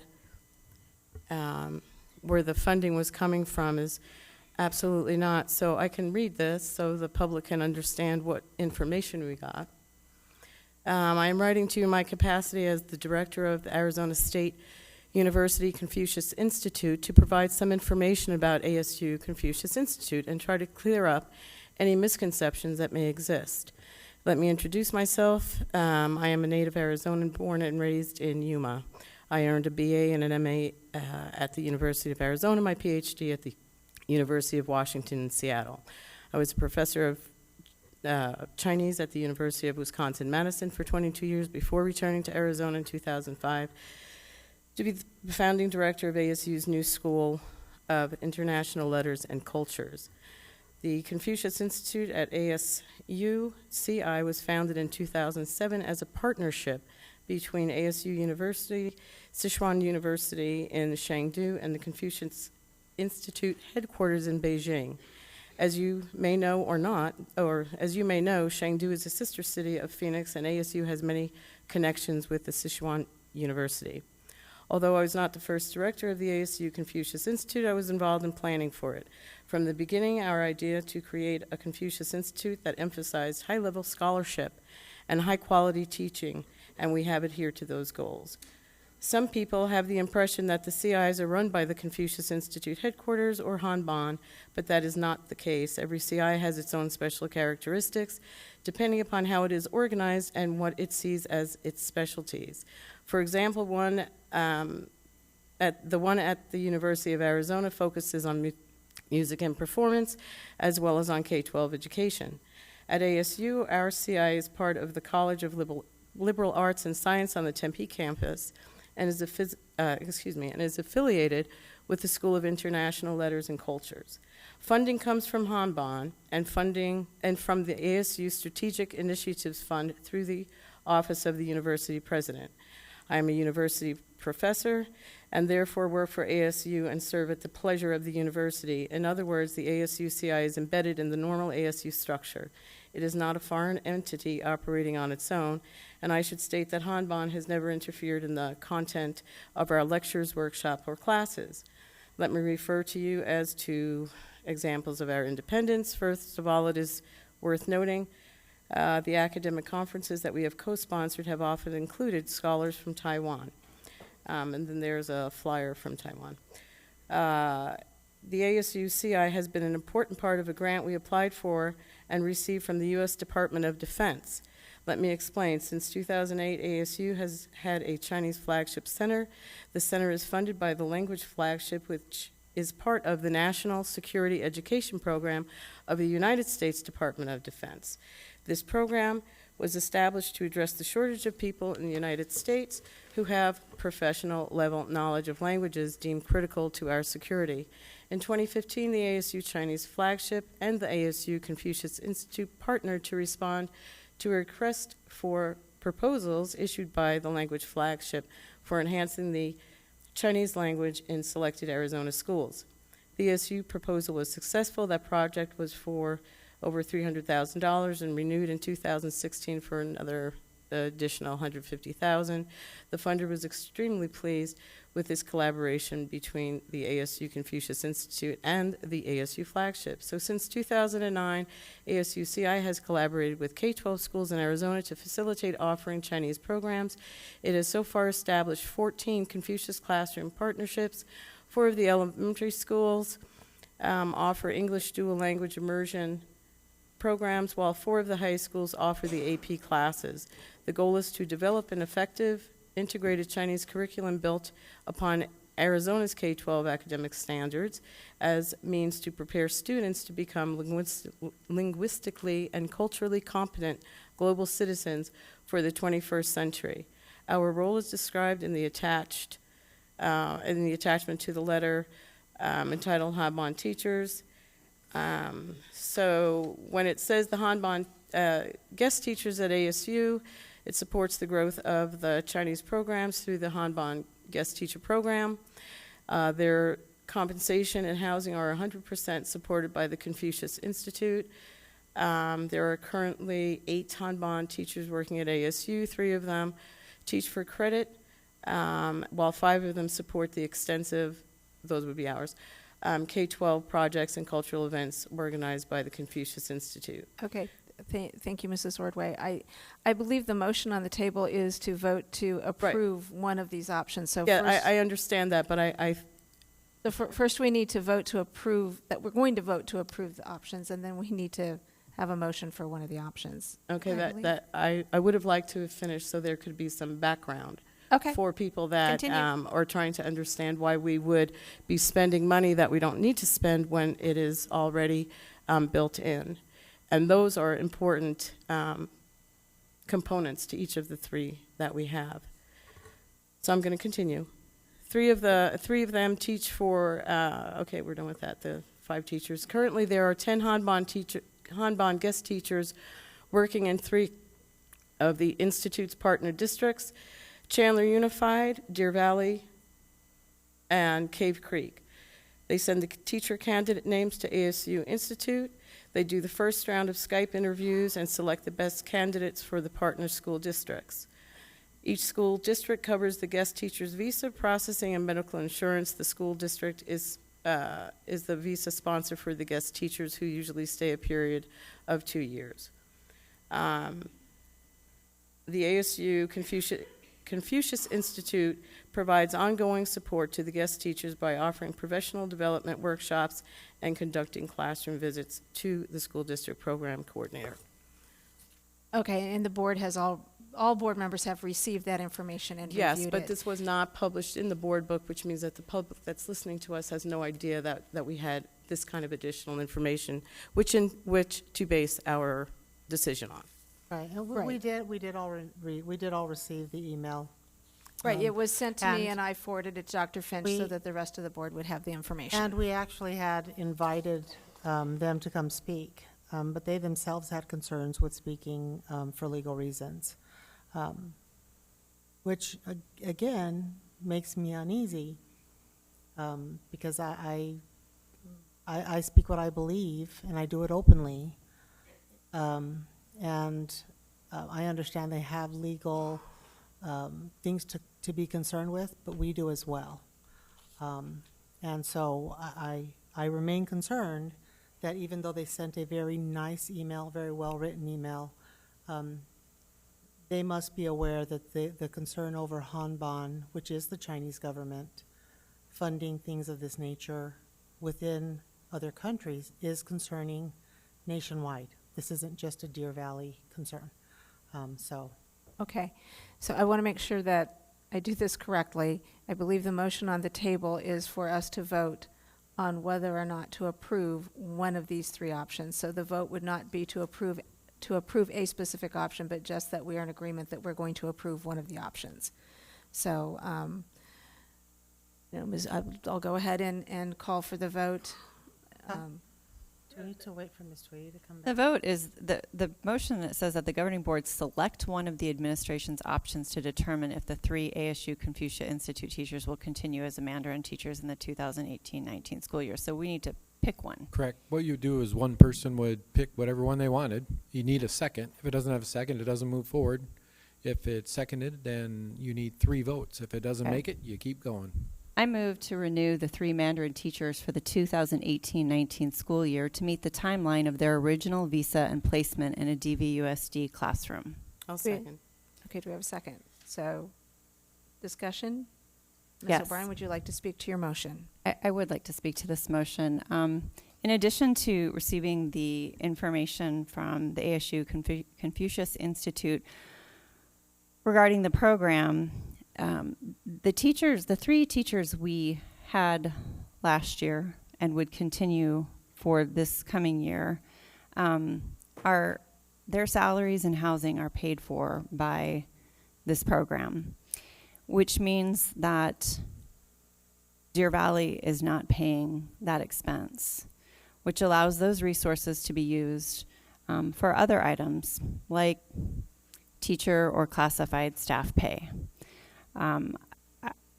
Our neighboring district, Cave Creek Unified School District, has this program and has some of these teachers. Chandler, which is also a very outstanding district in the state, one of the largest, has this program. In addition, we had our speaker this evening say that she moved her child from a charter school to our program.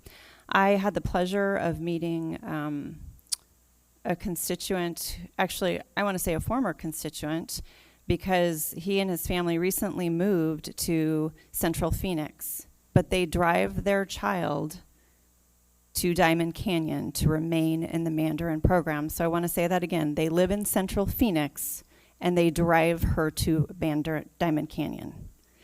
I have also spoken to people who have moved to Arizona to go to Diamond Canyon for the Mandarin program. The Department of Defense, the U.S. Department of Defense, is looking for people who can speak this language. And I think it would be the responsible decision for this board to vote to continue these teachers on the 2-year visa that they originally were granted. Okay, thank you, Mrs. O'Brien. So we're not voting. This is not a vote on whether or not to continue the Mandarin program. We're voting on the contracts of 3 specific teachers who are currently funded through Hanban.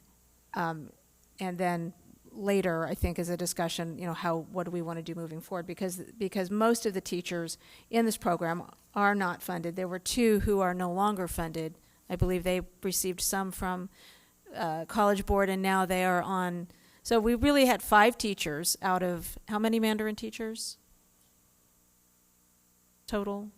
President Frank, I believe there are 20. Those 2 that you're mentioning were College Board teachers. Right. They did have a Deer Valley contract, but a portion of their pay was through Hanban. Right, so that was disassociated from what I understand. So what we're left with out of the 20 teachers are these 3 that hired in under Hanban with, was a 2-year visa from 2-year visa. So the motion on the table is, do we renew them to continue their timeline? And then after the 2 years, they're required to go back to China in any case. So that, so we're not. I do understand that, and I understand that we are not. I just want to clarify voting, that. For and I thank you for your clarification. But I would also add further clarification to that. Board members, current board members, have spoken to the fact that they would like to discontinue specialty programs to have that funding to pay teachers. So if we vote to increase the cost of this program, then that would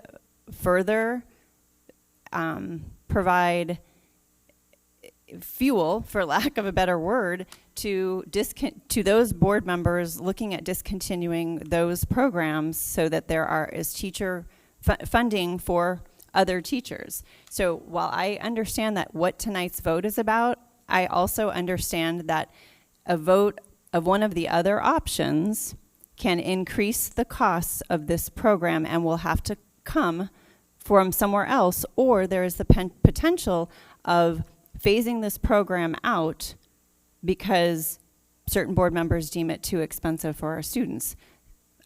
So that is, I'm being fully, I'm trying to paint a full picture, in my opinion. Okay. Ms. Frank? Uh, I'd like to. Mrs. Fisher. I'm a little concerned with that statement. I have never heard a board member say we're going to dismantle that program. Even when I've been asked, I've never said I wanted to dismantle it. What I said is it is a more expensive program, and so we need to implement it responsibly. If we are getting, because we have had some enrollment, some growth with this program, it is a very good program. Is it a very good program for every single campus? No, it's not. And I think it's, the statement is a little bit more of a fear-mongering that we're going to pull your program if we don't want a teacher funded by the Chinese government.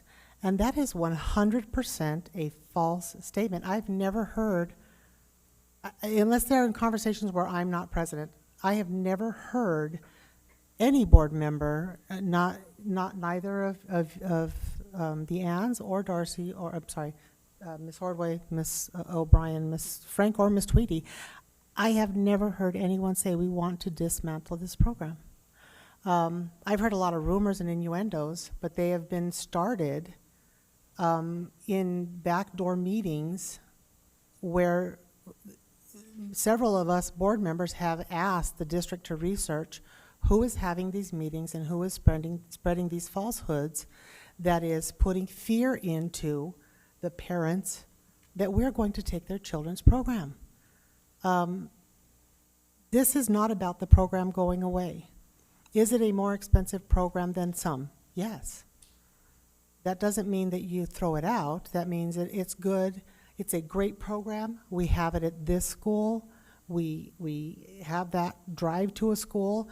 The next school, yeah, Mandarin might be good there too, but it may be that a different program is good there. When you have one here and one here, put Mandarin here, put something else here. Students can bus to which one they want or travel to which one they want. This is not about dismantling a program. And I'm astonished that anybody would be spreading that into the community, and it completely explains the fearful parents that were here. And I said it then and I'll say it again, it is unfair to make any parent unstable about their children's future. So I don't believe that's the intent. Do I want to pay more for a program? No, but we're not paying more for a program. We are paying for 3 teachers. And my fear too is when we look at, we're renewing them, it doesn't say for 2 years, it says for the term of their visa. That could be 2 years, it could be 3 years, and we talked about it, and it was a rolling, and there was a lot of other information. So we may find ourselves in this exact same spot, having this exact same discussion 6 months from now. So it does say for the 2018-19 school year, is that when the timeline would be completed for these 3 teachers? At the end of 2018-19, their visa requirements will be met. They will be required to go back to China. Am I understanding that correctly? President Frank, I believe that is true. Okay. Okay, Ms. Tweedy? I think too, and Ms. O'Brien, one thing that concerns me is you're expressing concern about a few teachers' pay, and you haven't expressed any concern when this program has been expanded to school to school to school, and the price tag is totally escalated on it. At the same time that we can't afford to pay our staff. So to hear you say that, like I'm trying to cut, I'm just trying to say let's quit growing things when we can't afford to pay people. That's pretty insulting. Okay, so I'd like to bring my fellow board members back to the motion that is on the table, which is specifically, the motion's on the table is to renew the 3 Mandarin teachers for the 2018-19 school year to meet the timeline of their original visa and placement in a DVUSD classroom. And if I'm understanding correctly, that at the end of the 2018-19 school year, they will return to China. And I guess we would have a... And we would not put in for more without approval from the board. So my feeling on this, and I'm going to speak specifically to this, I do not feel comfortable having teachers paid by the Chinese government. And that, but I also feel that we have these 3 teachers who came over here. We made a commitment to them for a specific period of time, and I believe we honor our commitments to our people. It's 3 teachers, it's 1 more year. I know other board members may disagree with that, but to me, it comes down to a commitment to the people who are here. So those are my thoughts. Ms. Tweedy? I would agree with that, but I wanted to just add to what you said. The problem isn't just the funding from the Chinese government, it's the contract with the Chinese government and the infringements on speech that are in that contract. Correct. Okay. Correct. Yeah, they don't have a contract with us. They will not have a contract with us. I just want that to be made clear. Okay.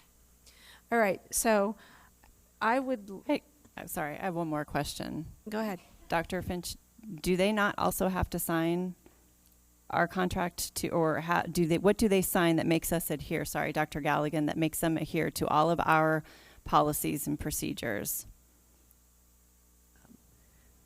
President Frank, Ms. O'Brien, they do not have a contract through us, but they sign a personnel agreement just like any other educator in our district. And I believe Ms. Moffitt had provided that for our perusal. So if one of those employees were to violate one of our policies or a state statute that our educators would fall under, they would fall under the same rules and regulations and due process as our current educators? That is correct. Thank you. Okay. So I would like to call for the vote on this item. All those in favor? Aye. Aye. Aye. Aye. Any opposed? Nay.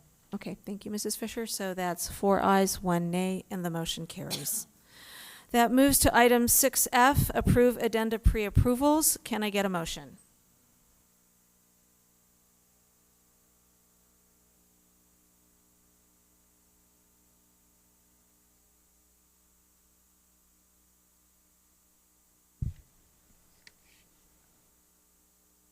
Where do you see a motion? Okay.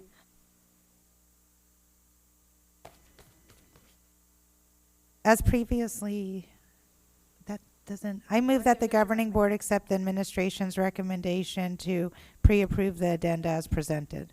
Second. Okay, is there discussion on this item or a presentation on this item? I think the addenda were all attached. Do any board members have questions on this item? Okay, hearing none, I will call for the vote. All those in favor? Aye. Aye. Aye. Any opposed? Motion carries 5-0. Moving on to the last action item 6G, approve employee travel. Can I get a motion? I move that the governing board approve all employee out-of-state travel per governing board policy GCCE. Second. Okay. Is there any discussion on this item? Does anyone wish to separate out I think there's only 2 requested trips. Do we want to vote on it as a whole? Yeah. Is everyone fine? Okay, so I'm not hearing any discussion. I will call for the vote. All those in favor? Aye. Aye. Aye. Aye. Any opposed? Hearing none. Motion carries 5-0. So that brings us to our preview section, 7A, flexible learning options, traditional model. President Frank, members of the board, Dr. Finch, and guests. Tonight, we preview information about the proposed DVUSD traditional school model that is to take the place of the Deer Valley Charter Academy. This topic will be an action item at the May 15th board meeting. As a reminder, the traditional model for DVUSD high school students is an enhanced version, in our minds, of what the Deer Valley Charter Academy offers. This is a brick-and-mortar teacher-student face-to-face model after school hours and not an online learning model. President Frank, members of the board, Dr. Finch, and guests, the Deer Valley Traditional After-School Model mission, vision, and initiatives focuses on student success and on time graduation, with initiatives being provide students with a DVUSD path to recover classes other than leaving the district to go to a charter school, and utilize DVUSD teachers and curriculum in a personalized learning approach to serve our students. These are the courses we have identified for the first year of implementation. Each of these courses have both first-time and credit recovery curriculum available. This proposal reflects a no-cost fee to students taking a credit recovery course during this after-school face-to-face brick-and-mortar option. We would offer 5 fast-track terms that are each 6 weeks long. This proposed fast-track model will allow our DVUSD counselors to help determine what courses are most needed for DVUSD students. For example, our counselors may pull data in spring with our spring seniors and determine these particular courses are needed to help students successfully meet graduation requirements. This approach allows us to provide a personalized approach based on Deer Valley student needs and ensure we are able to retain more of our Deer Valley students.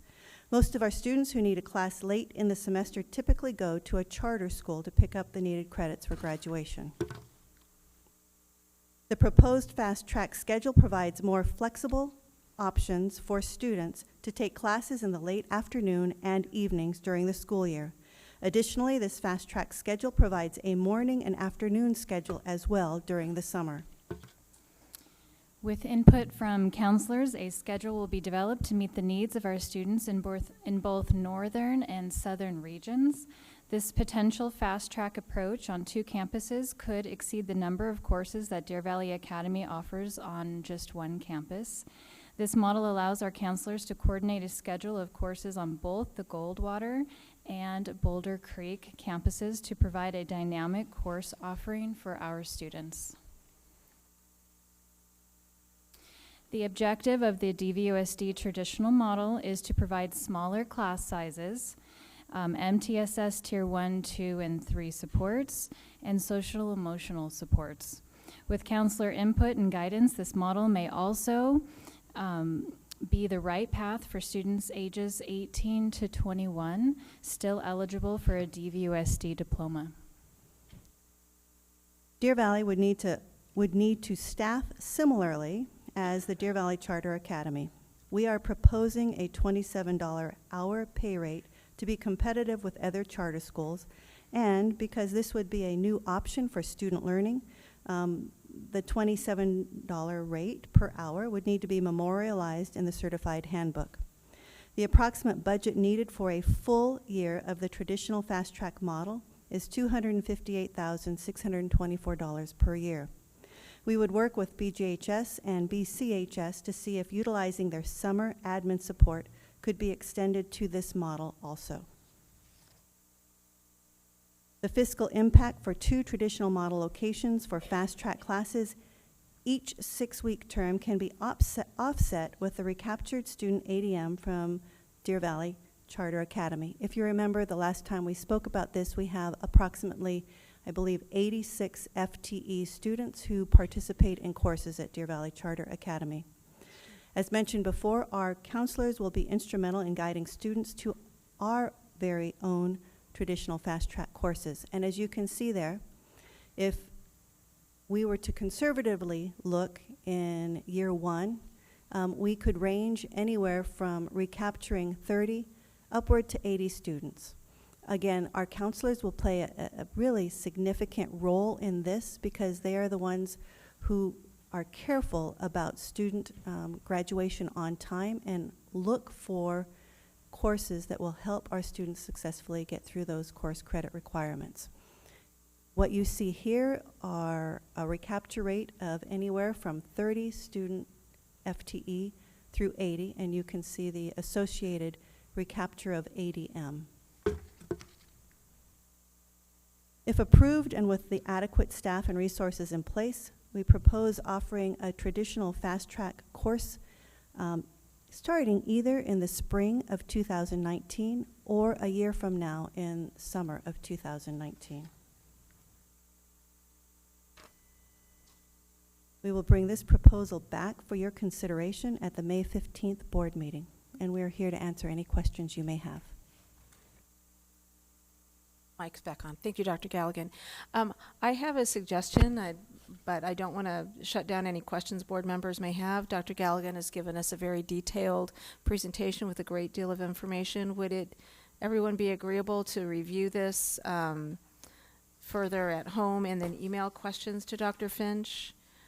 Given that it's 9:35, I mean, if you have a burning question, certainly don't want to shut anybody down. But I know for myself, I'd rather take some time to review it rather than just shooting off questions. I agree with you. It's 9:30, and we're still have many more things that we need to concentrate on. Can we all agree on that? Okay. All right. So, thank you very much, and we will review this at our leisure and send our questions to Dr. Finch. So that brings us to 7B, first reading of revised policy BIE.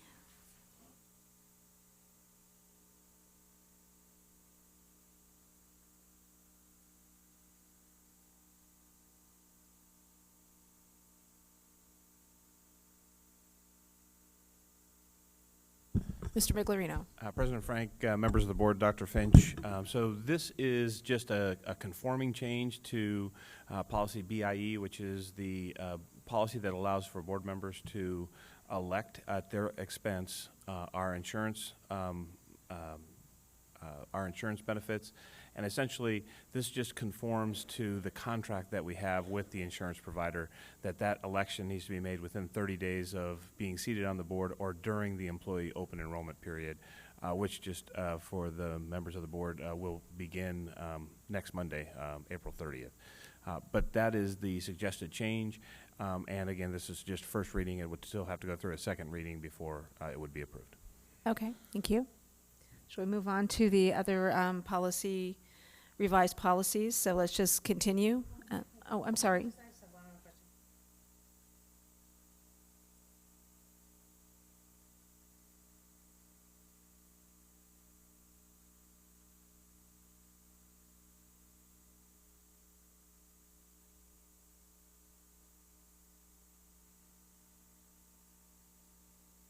Was it the slide on BIE? Was that the question? The revised, the previous.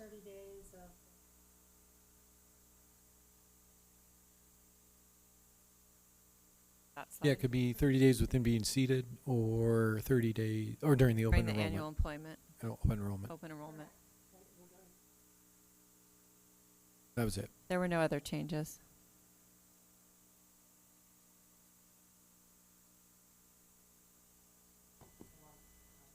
Does that have anything in the policy or about in the event of a life change? And is that even applicable to this?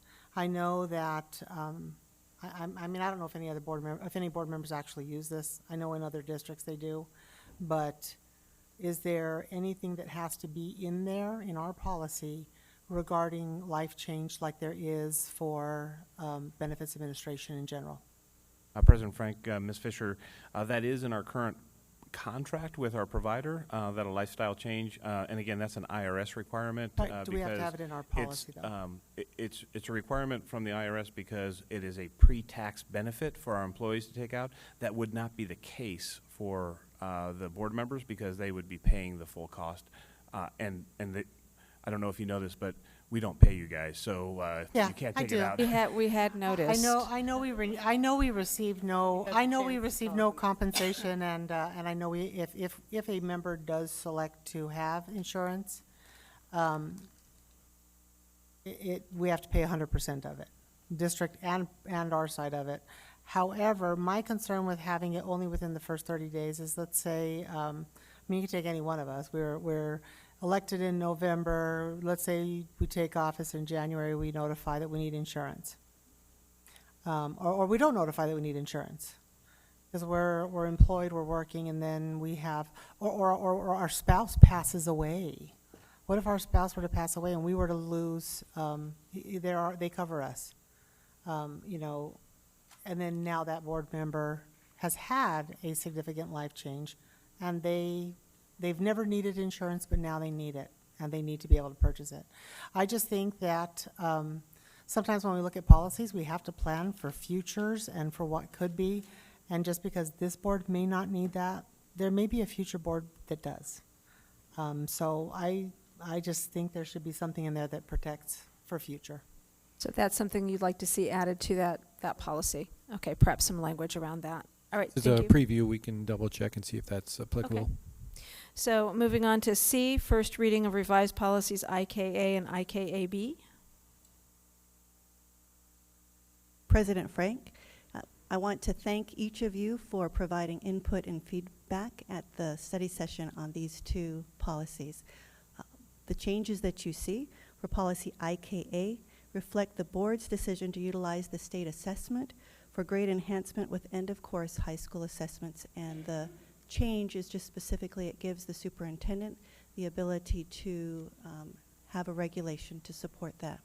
Policy IKAB provides clarification for district school report cards, student progress reports, and student grade report cards. It was a little unclear in the way the policy was written that there is a district school card as well as the report cards that children bring home to their parents. Thank you. Thank you, and that will be brought back to us for a second reading. Actually, I have a comment. Go ahead. On policy IKA, it says the board authorizes the superintendent to develop a regulation to implement this policy. We already authorize the superintendent under policy CH to carry out our policies through administrative regulation. So I don't think it's necessary to repeat that here. If we could eliminate that language.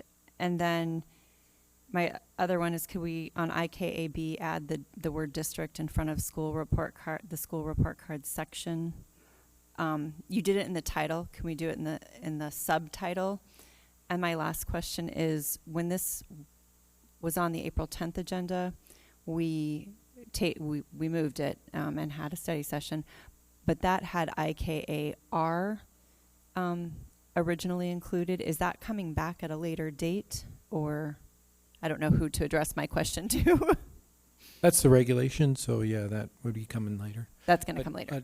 Yeah, because you're the policy gurus. Okay, just verifying. Thank you so much.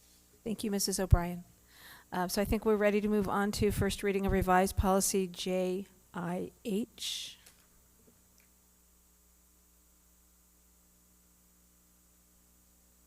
This is the one that I've been working on since the beginning of the year. I'm working with our attorney, and specifically the police or the campus supervisor, campus officer at O'Connor. And he went and looked at other districts and what they were doing and some of their wording, and brought some ideas. And then we had Dave Cantelme, our attorney, look at it. And this is the suggestion that he has, again, more as a deterrent and non-intersection with students. But we need to take care of this now so we can put it in student handbooks. And at what level and degree, we'll obviously probably walk down this path slow, but it's the beginning of the concept of using drug dogs as a prevention model in one of our tools in our system. So this is his recommendation. Okay, thank you. Anything from my fellow board members? I do have a couple questions. Okay, go ahead. Does, so you just said the Students' Rights and Responsibilities Handbook will be updated with this information? If it's approved? With that as a possibility, we were thinking maybe more through the high school handbook. But, High school handbook, okay, that would work so too. maybe not in the Student Rights and Responsibility? Yep. Because we already have violations in there, so this would be this is more of a tool of detection. Okay, will there be a separate notification that must be acknowledged by parents at the beginning of the year that's been implemented? Correct. I believe they have to sign for the handbooks. That would be a Dr. G question. Or maybe a high school principal would know. Oh, Dr. M has given me a thumbs up. They sign for the handbook, Correct. but are It we would be going in to there. no, my Not question be is separate. will It not will be s- included. Okay, Correct. so it's because it's in the handbook. Yep. And then my last, well, I guess that's two there actually. Would the district, so when I was reading about this, the dogs can't be around the students is that correct or? No, that is not correct. Okay. I believe I like the word direct contact with the dogs. So they will be on campus when when the students are on campus. They could be in the parking lot. They could be in a zone that is emptied for students. I'm in a classroom, for example, but they won't be in direct contact with the dogs. I misworded that. I didn't say that correctly. So a dog might go into a classroom, but that classroom would be empty of students. Correct. Will the district be at any point asking students to vacate a room and leave private property in there? Correct. Actually, how the rules are written on that is you have to have reasonable suspicion is what starts that concept, the one particular one you're talking about, before you can activate it. So dogs in general can do general areas, but if there was a specific task, then they have to have a reasonable suspicion of to do a search. Okay. So in other words, you can't just decide I'm going to go do all classrooms on the 3rd floor today because it's not there's not a reasonable suspicion that Johnny has X, Y, or Z in his backpack. Okay. Thank you. I see it more of as a deterrent tool. I've used it in the past. It's amazing what a sniffer dog can do, and will be a plus for the district. And I see it as positive. I just was curious about some of those points. So thank you for entertaining my questions. Okay, thank you. Ms. Fisher? Dr. Finch, Dr. Weitenheimer and I had talked a lot about this, and similar to what Ms. O'Brien stated, the part of the problem is how do you tell a class of kids, leave your backpack? I mean, think about when any fire drill goes off and there's no kids, we all grab our purse. So they take them. My concern is it going to be effective? And I understand the reasons why, because it's the reason we didn't go forward with it 2 years ago when we talked about it. But the other thing is when does that suspicion testing, the suspicion training come in? I know that in human resources you have suspicion training if let's say a bus driver gets into an accident, that automatically qualifies. They then have to be tested for whatever. It's just part of a process. Is there going to be training like that for our administrators that are going to have to make that determination? Usually, again, being a former high school principal, here's how it goes. What happens is one student says, we don't, stands up and says, I know Susie or Johnny has something they're not supposed to have, and this is where it's at. So then they usually interview the students that know the situation, and that usually what starts the trigger. What you might be referring to is physical sight or physical impairments, etc., like that. That's a different issue, and a dog really wouldn't be engaging in that. A dog would be more engaged in what I call prevention. So it's amazing how fast that spreads on a campus when a dog goes through a parking lot and hits on 3 cars or 40 cars, and they start calling students in. Everybody heads for the exit as fast as they can and starts their car and runs over the fence. No, I do understand that. Yeah. I do understand that, and I just used the bus driver one as an example, because you do take suspicion training on Yeah, that's how to different. identify. Yeah. But but we're still going to have some kind of support for our campuses. Yeah, that's a separate issue. Does the police department have that You so know, that good- they have I'd- how to I'd- identify? Don't know. That would probably be a Dr. McNeil question, but I'm assuming they do those kinds of things. Okay. Yep, good question. Because it's one of those, I mean, Yep. you don't want to have either any of our staff in a situation where they're like, you know, Yeah. they need to have an idea. Anytime And we don't dog- want them to misstep and then all of a Right. sudden they're in the hot seat. Anytime a dog is present, there will be administrators there as well. So when you say when students Right, leave and that's what I a mean. I want the classroom- administrators to Correct. know Correct. where their boundaries are. Is there going to be training for Yeah, them? there will be.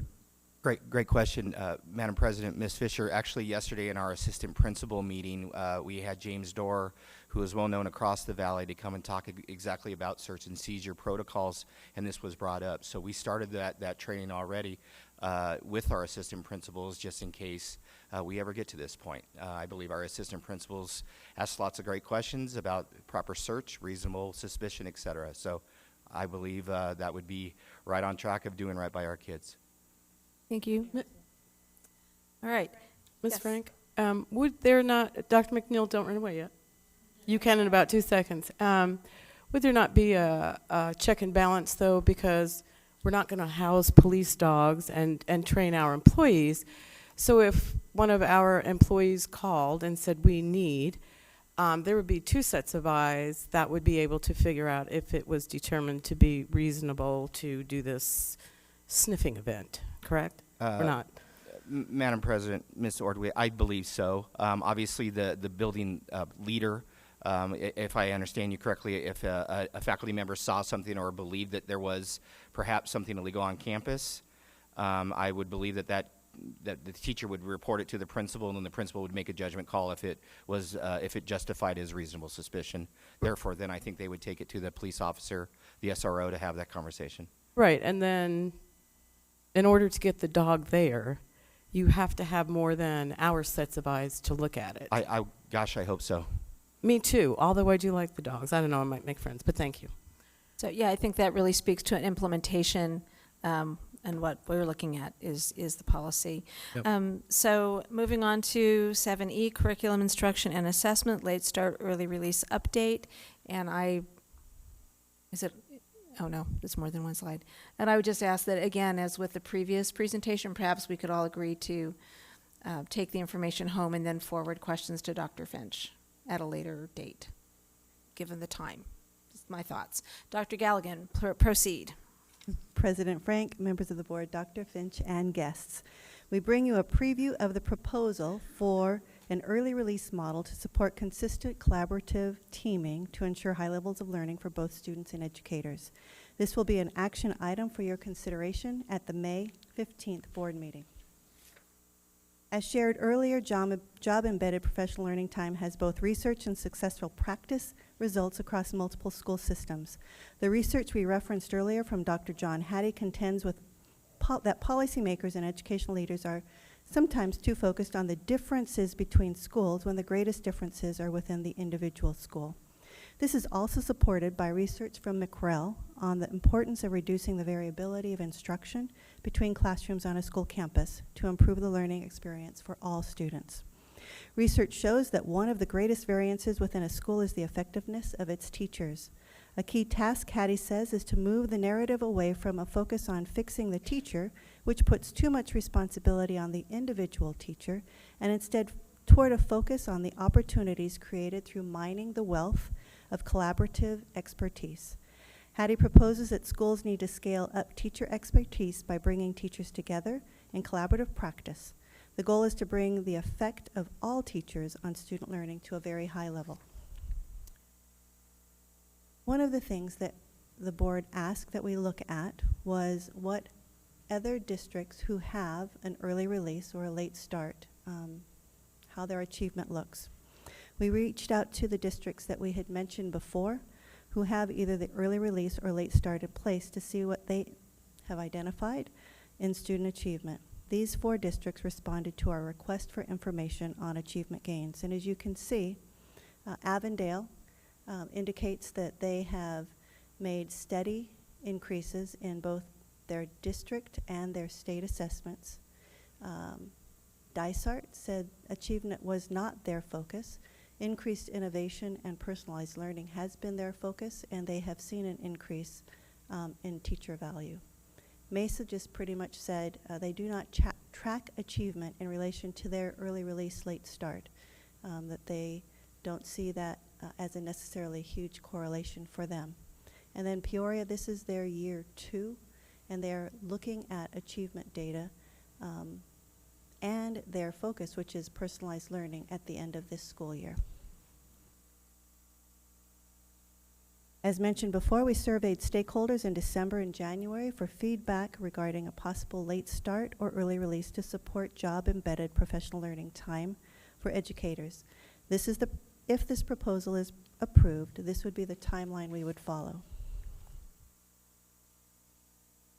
Based on stakeholder feedback that was shared previously, we feel this information best reflects the values of those who responded to the surveys. And as a reminder, that was parents, teachers, support staff, and administrators.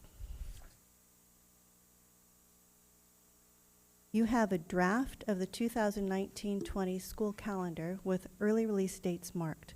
There are 24 dates identified. You will notice that weeks with holidays or other events have not been included, as well as the month of April because of state testing. We reviewed other districts, both in-state and out-of-state, for best practices with job-embedded collaboration and learning. What you see here is how we proposed utilizing those days each month.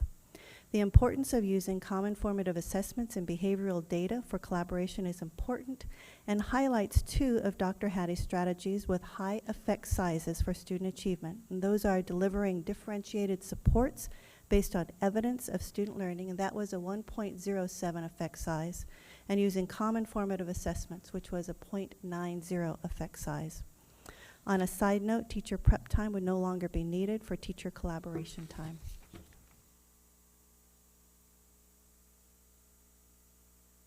You have a draft of the 2000, I think I just did that one. Let's do this one. This proposal it's getting late. It truly is. So I appreciate your Please don't do it twice. And our teacher attention.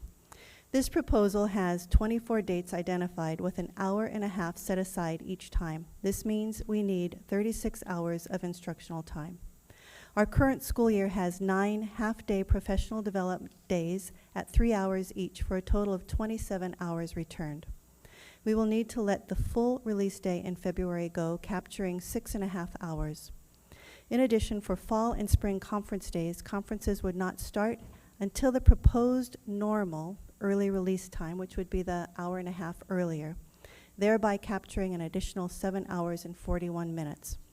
With this proposal, we have been able to actually return instructional minutes during the school year for K-6, K-8, and middle schools. Similar to elementary schools, capturing the current 9 half-day hours, the full staff release February day, and fall parent-teacher conferences. There are not quite as many, but a few instructional minutes are added to the full-day student schedule. Community education would work closely with their campuses to provide seamless aftercare for an hour and a half of the early release. Children who already participate in community education care on Wednesdays, there would be no additional cost to parents. Students who are drop-ins for Wednesdays would have a $14 fee, which is already built into the current community education procedures. Children of staff who would drop in for that hour and a half would have no fee. This practice would be evaluated by community education at the end of the first year of implementation to determine any constraints that might pose on a community education budget, although they have really looked carefully at the budget and the additional staff that may be needed and feel this would reflect appropriate fees. Adding back the February full release day for instruction would be an added fuel cost of $1,800. Providing bus transportation for those students who normally take the bus at the end of the school day but might stay in a community education aftercare program for the hour and a half would mean an added transportation cost of approximately $20 per student. we would not know the actual cost until we knew the actual number of students who chose to stay in the community ed aftercare program. On another note, just to be clear, our bus drivers would lose that full day professional development, and that would have to be determined at a different time for them. Classified employees would be able to participate in their own professional learning on the identified days. There would not be an impact on the budget for this group of employees. We would also create a schedule and expectations for classified staff collaboration on the identified days, similar to our certified staff. We truly believe that our intended outcomes for job-embedded educator time during a consistent early release day catapults our school district to a strong focus on learning, builds a collaborative culture, and embraces a results orientation.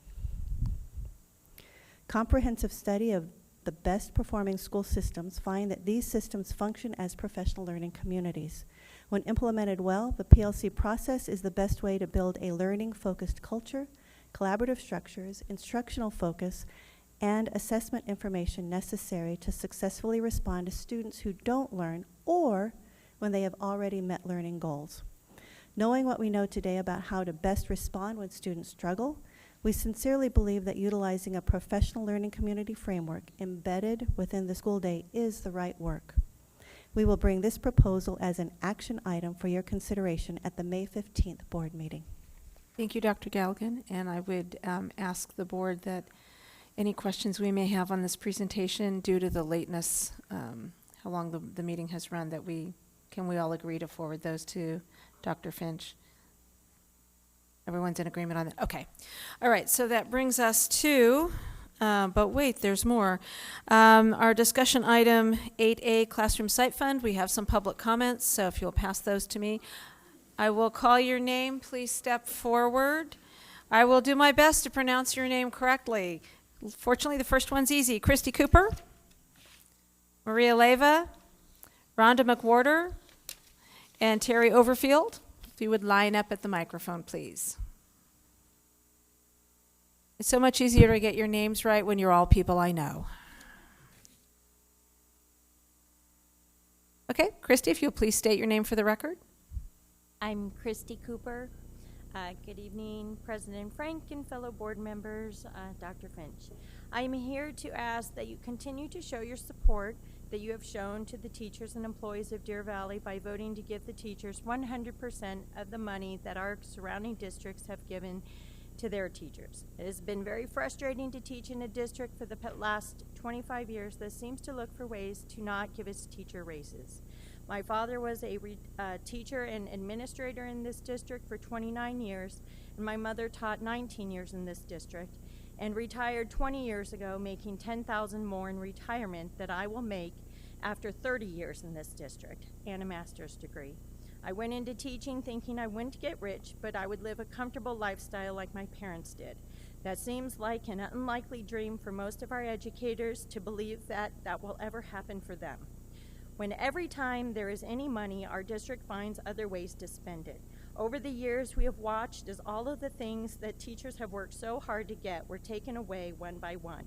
Things such as lower class sizes, a salary schedule for its employees, duty-free lunches, 45-minute preps, free health care, and opportunities to advance on salary scales. Back in the early years when we interviewed for new teachers, we would have no less than 10 to 15 applicants for each position. This year, we were lucky if we had one call. When our district constantly chooses to put its funds into specialty programs, computer programs, and district office personnel instead of investing in its educators, what you end up with is a lot of programs with no teachers, computer programs with no one to use them, and district office employees with no one to micromanage. It is time for our district to stop handing over its highly trained teachers to other districts and professions. Having highly qualified teachers in the classroom is what is best for students. Please vote to increase the percentage to 100% so we can feel like Deer Valley Unified School District values our service to our students and our community. Thank you. Thank you.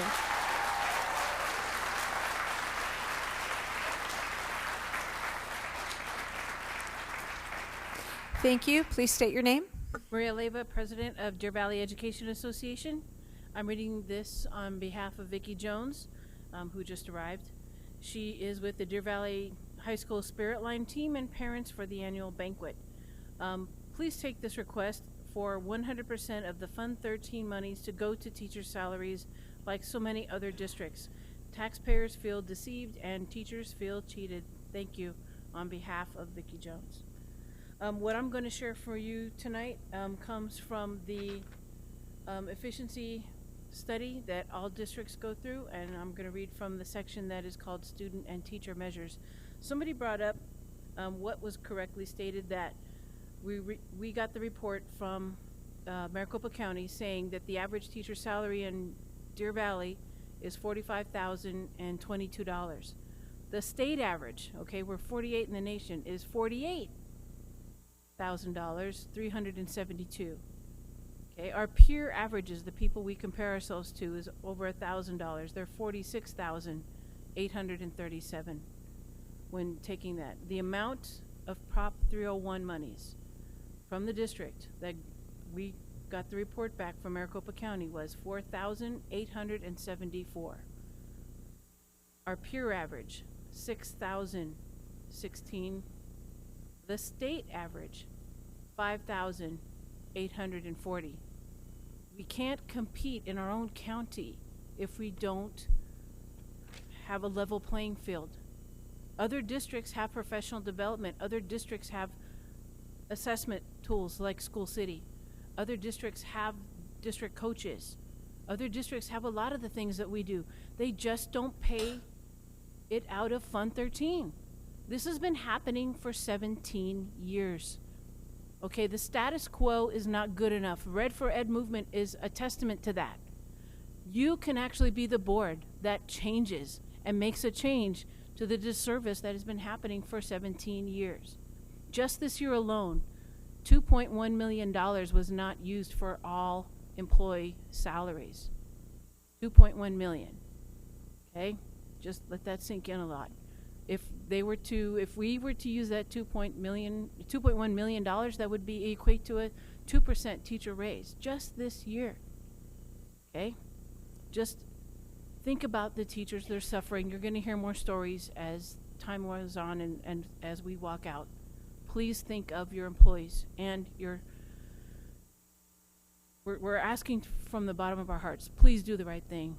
Please put Fund 13 up to a vote in a future board agenda. Thank you.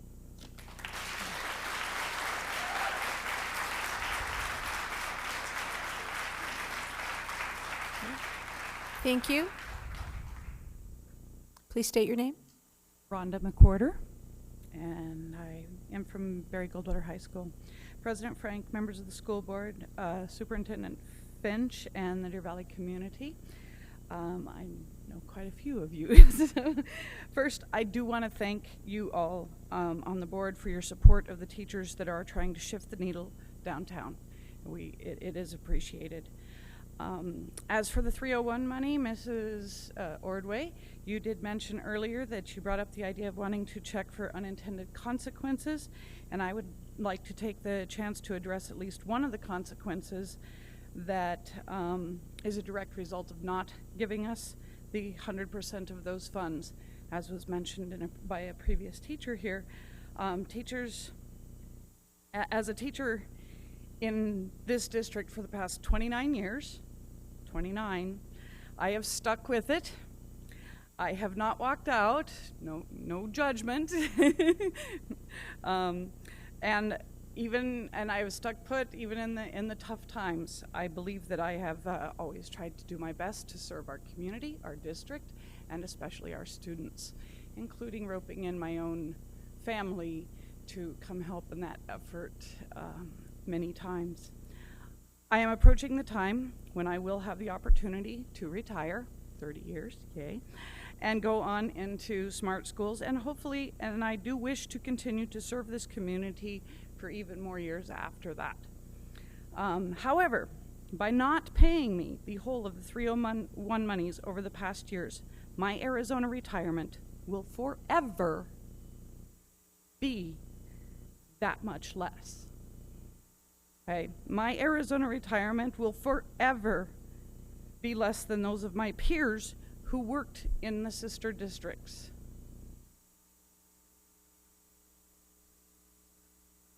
Who do give their teachers the full sum. I am not the only one, as all teachers who retire from this district have had this same punishment, and it does turn out to be a financial punishment or hardship placed upon us. My dear friend and fellow teacher, Gina Aronio, who has worked in our district for many years and worked 8 years longer for our district than did a friend of ours who is now retiring from another district, and yet he is going to make considerably more in his retirement than either of us will. It is not just the total of the $34,000 that I did not receive over the past 17 years, but the longer term effects on my own and other retirees' pay that I wish to call your attention to as you consider this issue. And I ask on behalf of current and future teachers, whom I am trying desperately to recruit 3 new ELA teachers to our school, and just met with some after school today, that I ask on behalf of them that from here on forward, you give the DVUSD teachers 100% of the money that the voters approved for us back in 2000. Thank you.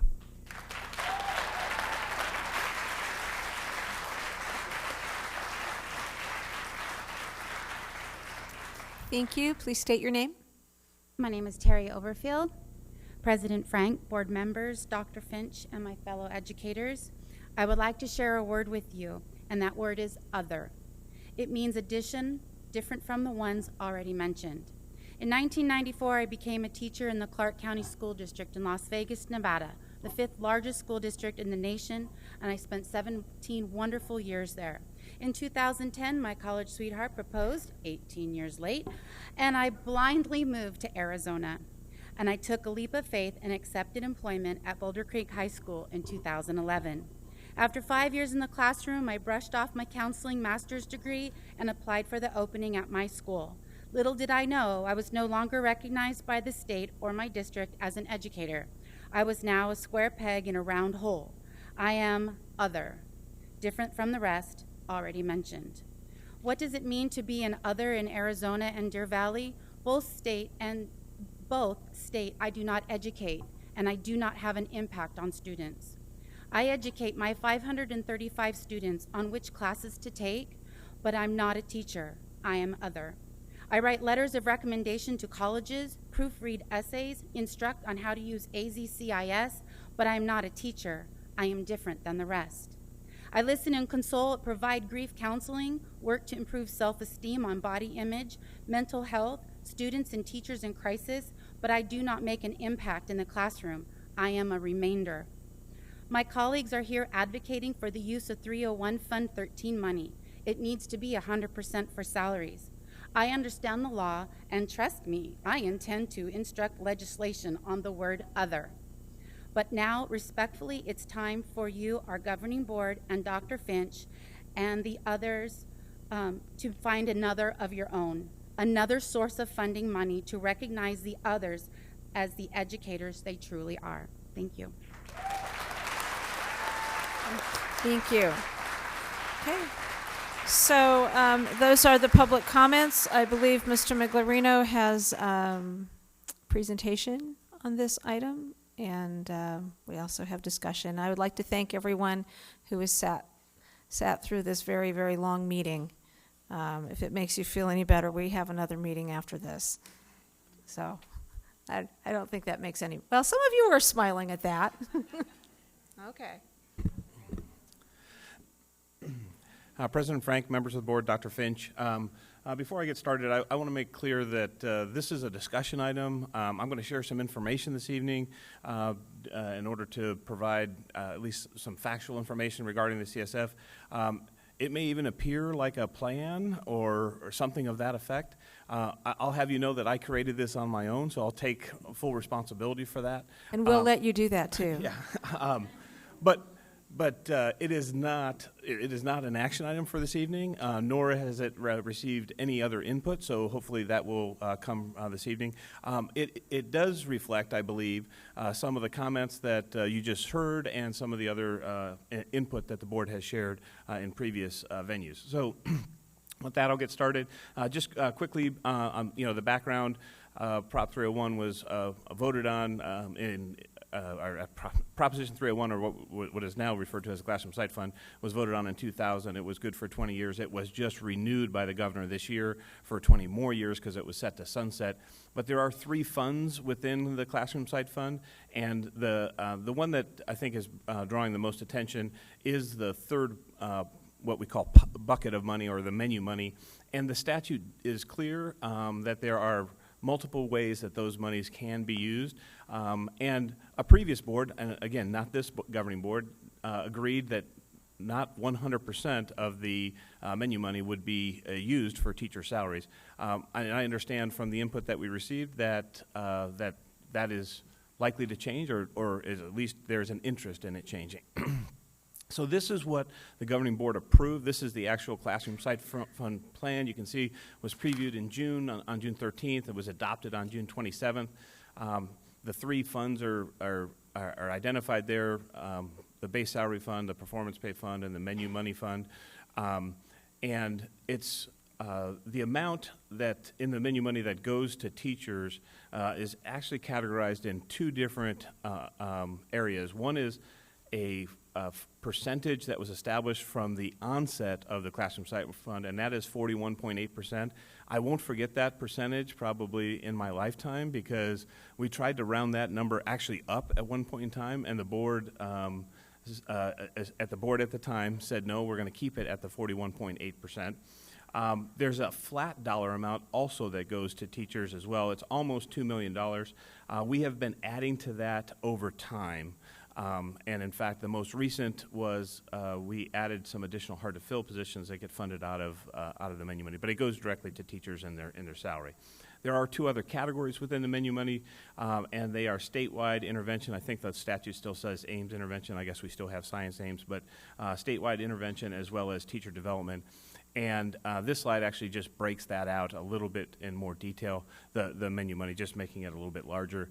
Again, we're allocating 113 or almost 114% of the allocation because of carry forward from prior years of the things that weren't in teacher salaries. So over the years, the carry forward, the initiatives, or what we call the district initiatives, don't get fully realized, and that carry forward gets added into any future year. It remains within the menu money, but I would caution from using that money for salaries, because it cannot be sustained, right? It's from unspent money from a previous year, but it does exist, and certainly wanted to acknowledge that's why it's over 100% in terms of the allocation. In terms of how much money do the teachers get, and this is not to be argumentative, but they get 100% of the base salary, they get 100% of the performance pay, and 75% of the menu money, so it's 90.6% of the total Classroom Site Fund. But that and that's of the allocation, okay, of what we earn on an annual basis. So this is where it's going to start looking like a plan, and I'll just again apologize in advance, because I don't know that I've had the opportunity to get enough input from the board to even develop this plan, but I did anyhow, just for the sake of discussion for this evening. So I shared with you what was adopted back in June. There is going to need to be a revision to the Classroom Site Fund, just like we will do a revision to our adopted budget. And so the amount is going to go up slightly from almost $6.5 million to $6.9 million. Most of that is due to an increase in the carry forward amount. And so when we back out the amount that's already committed to salaries for teachers, which is just over $4.4 million, that leaves a balance for the district initiatives that, again, that's the statewide assessment and teacher PD of $2.5 million. And we have year-to-date expenses and encumbrance $1.4 million. Remember, with the the budget being approved by the governing board back in June, there are some ongoing expenses, and so even though we're saying $1.4 million, there are going to be some additional expenses that, the machine is already moving along. So that is as of last Friday, April 20th, of $1.4 million. That leaves a balance in the menu money of $1.1 million.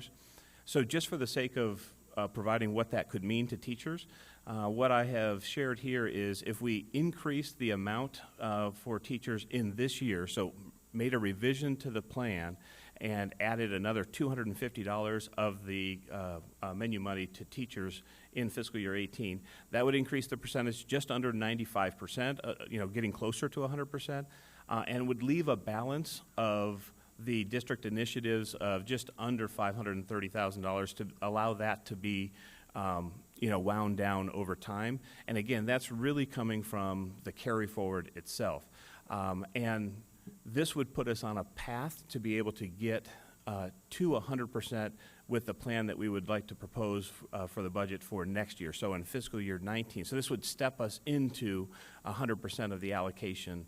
And so that's this page here, which would say if we wanted to allocate 100% of the classroom site fund for fiscal year 19, we would need to, we have some staffing related expenses and some software, it was mentioned earlier, so our learning management system and our district assessment system, there are some software costs that are coming out of that are part of our statewide assessment, our statewide testing interventions. So it's about $1 million. That would need to come out of our M&O proceeds. But it would free up 100% of the classroom site fund to be allocated to teachers, and I project that to be about $1,000 per FTE increase for our teachers if we were to do that. So again, not a plan that I'm bringing to you unless you really like it, and I can bring it right back. But just what do you think the chances of that are? Okay, sorry. Well, this hour it's getting late. And so just to be fair, what this does, and I think it's important to note, is no new allocation would go to district initiatives, but we would use the carry forward that would be remaining as district initiatives, and we would allow that to be spent down over time. It may, it may take more than 1 year for us to spend down that carry forward amount. Because we would have to make, obviously, some changes. Most of that is happening in teacher professional development. Okay, I have a question. How do we have unspent money? Because I know when I worked for this district, I never had unspent money. I never had a carry forward, ever. So if we're so poor, how do we have a carry forward? If we can't pay our people, how do we have a carry forward? Because that's the first thing that comes to mind. And the second thing is, if we couldn't give them 100%, I'd be willing to look at 99.9.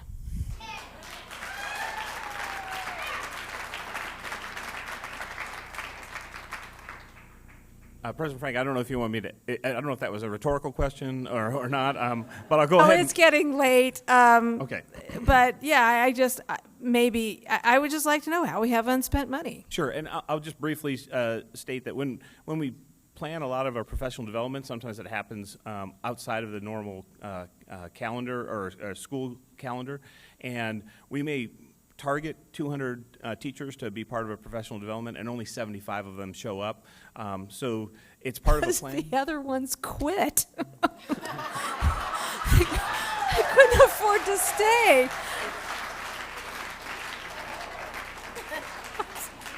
I'm sorry, Mr. Merglerino. I'll stop interrupting. Please go ahead and continue. I think I'll stop. Okay, maybe we should both stop. And I don't know that you'll get any better results with Ms. Tweedy, but she did raise her hand, so I'm afraid I have to call on her. I guess my concern is with the district commitments, with the software and the staffing related expenses. There is money for other things that keeps getting brought forward, so you could pay for that out of something else. I mean, for example, we are just talking about wanting to build a new school and the M&O expenses it would cost to build a new school. Why wouldn't we just not build a new school, put the kids in an empty school, and use that M&O money to pay for this and give 100% to the teachers?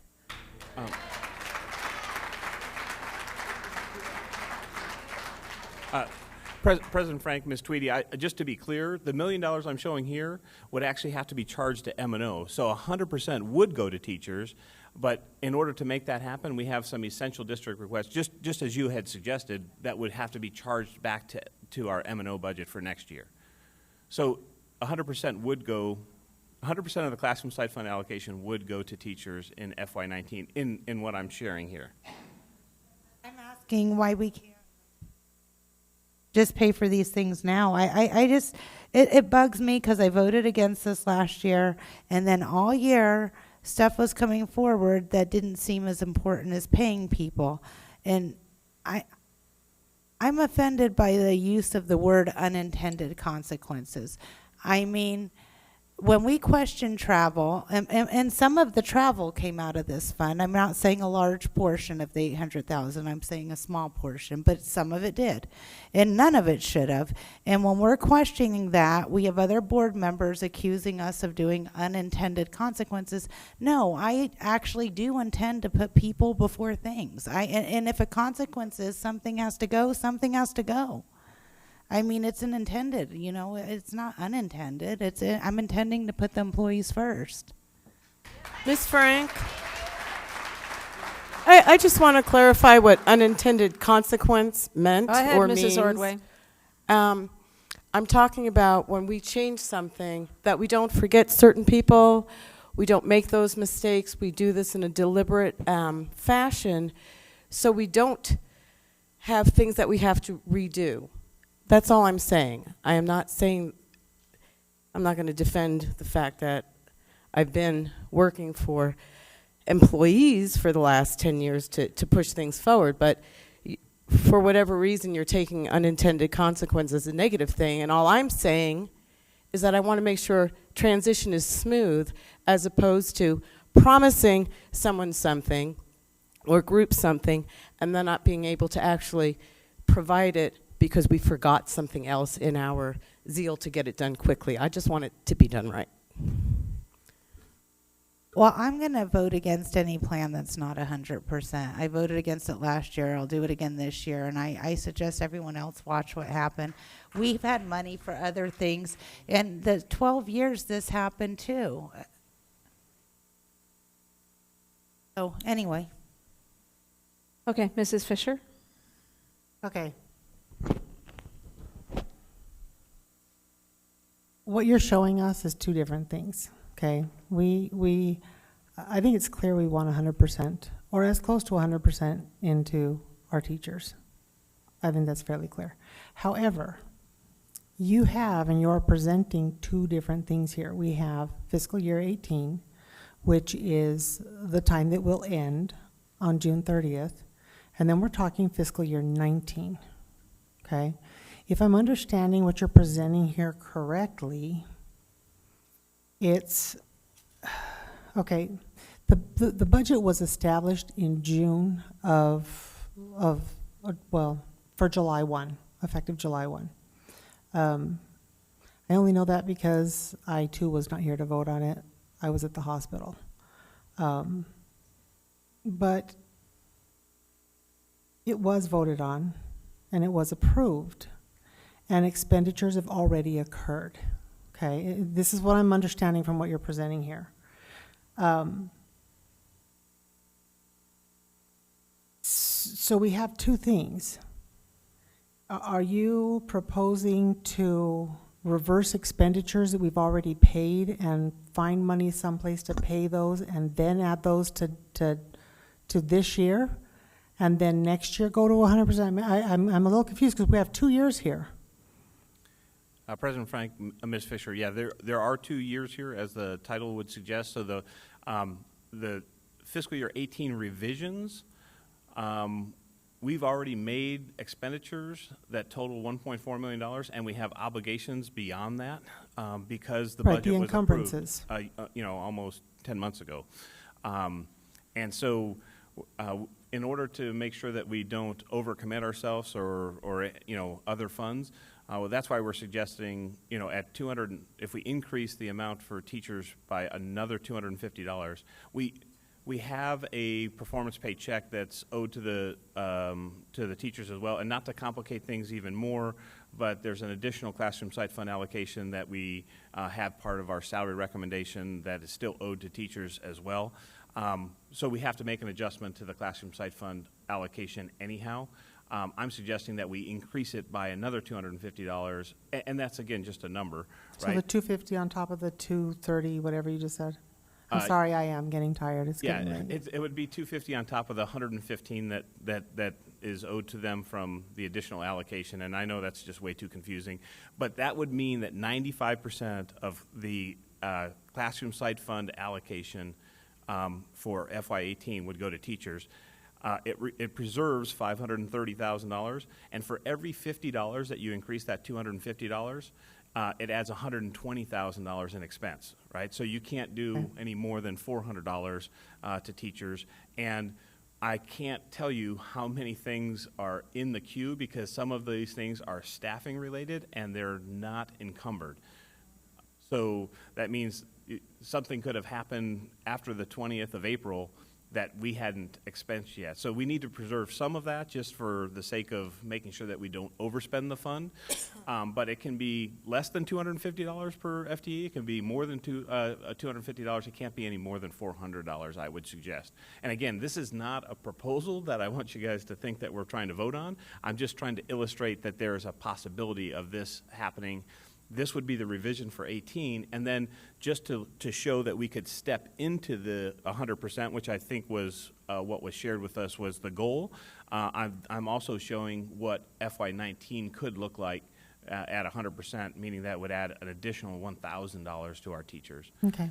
I think there's been a misconception that it was as much as $2,000 per teacher. I don't think that's correct.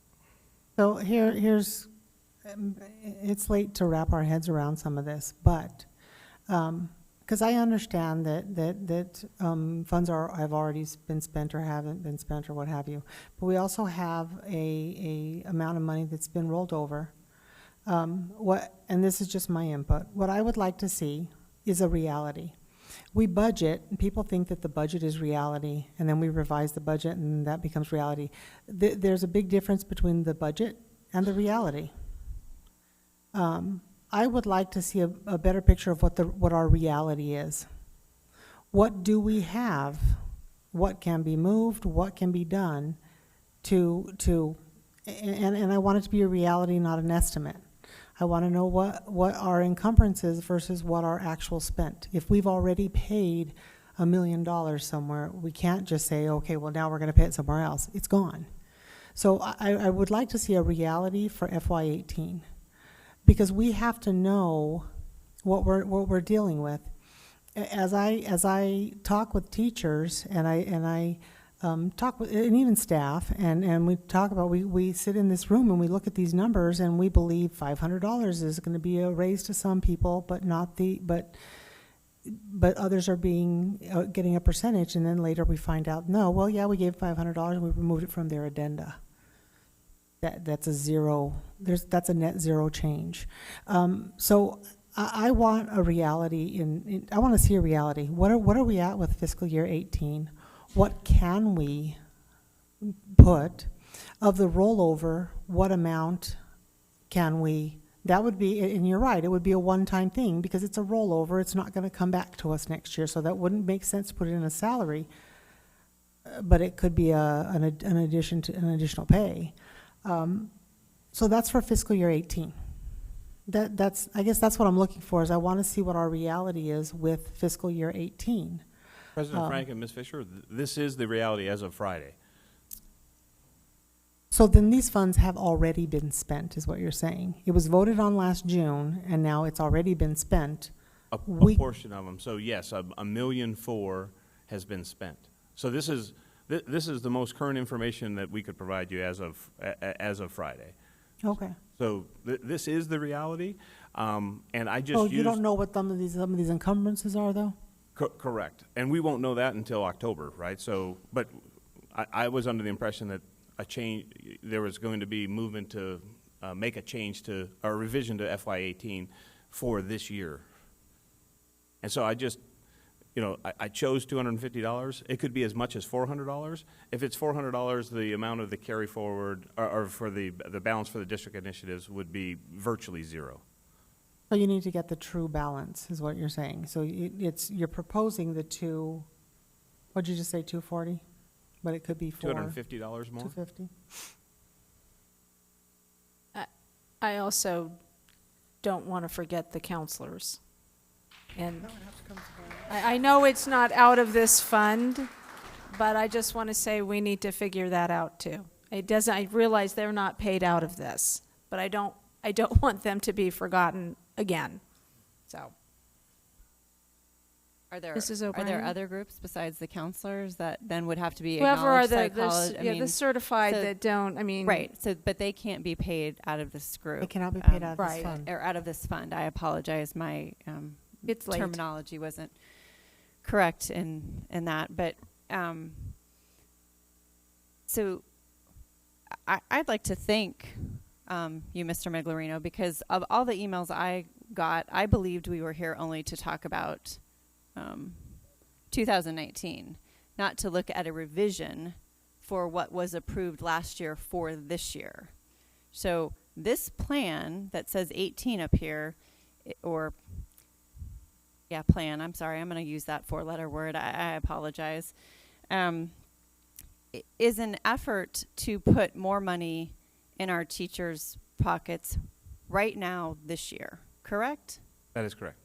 Okay.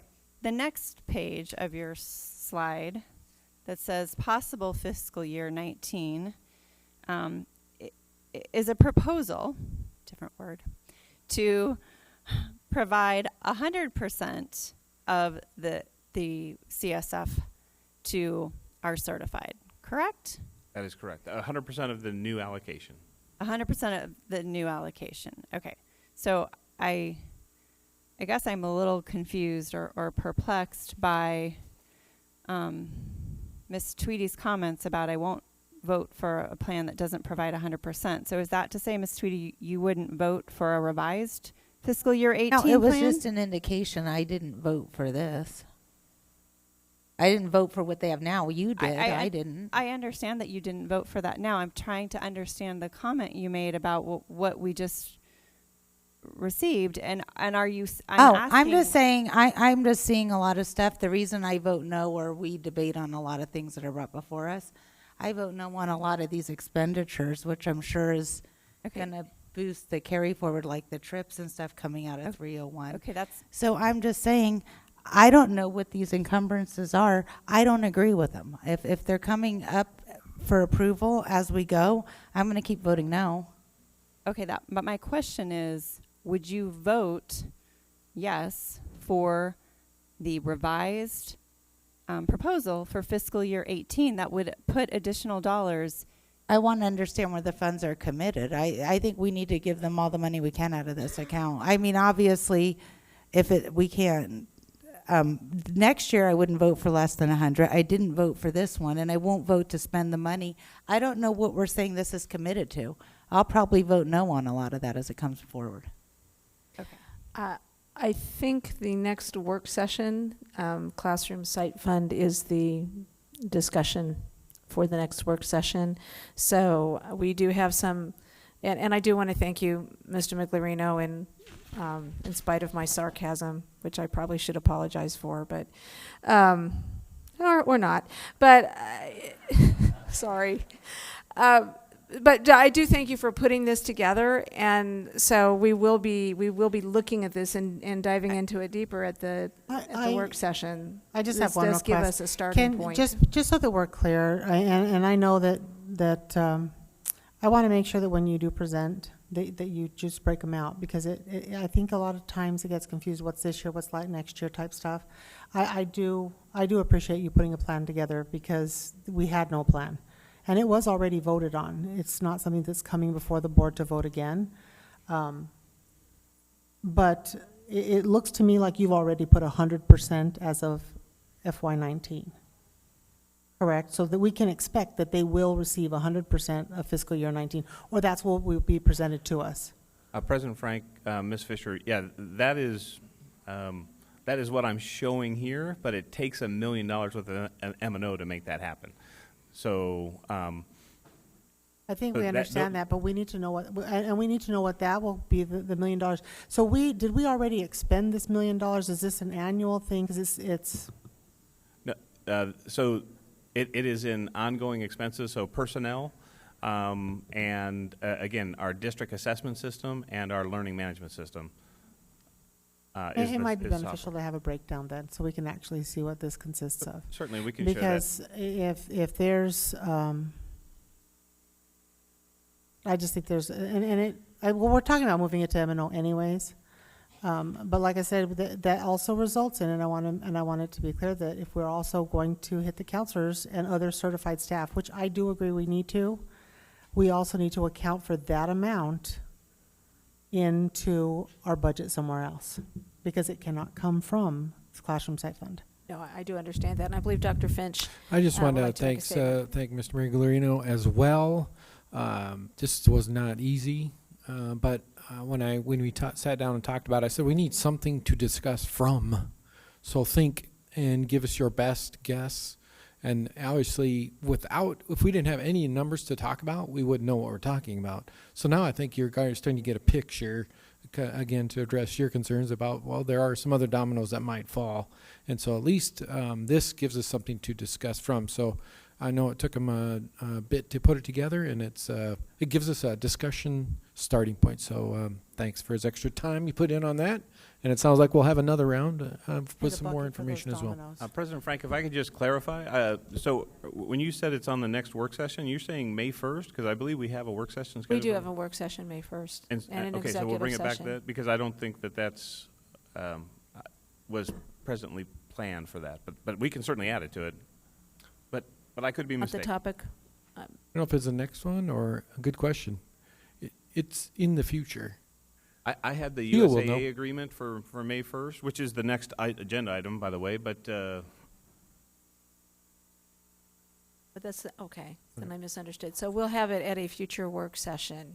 right, I just don't know. I think somebody used the word next. I just wanted to clarify, especially for those in the audience. I did, and I may have been mistaken on that. So at a future work session, we'll dig into it deeper. This gives us a starting point. Any questions? Yeah, well, Go if ahead. You could still make any decisions prior to June 30th, and so you're still good. I think that's one of the things we need to know is when we have to vote on what. Right, I mean, I think. I do have a question because could you go back to the slide that is the breakdown of fiscal year CSF menu monies? Because, thank you. There you go, that slide.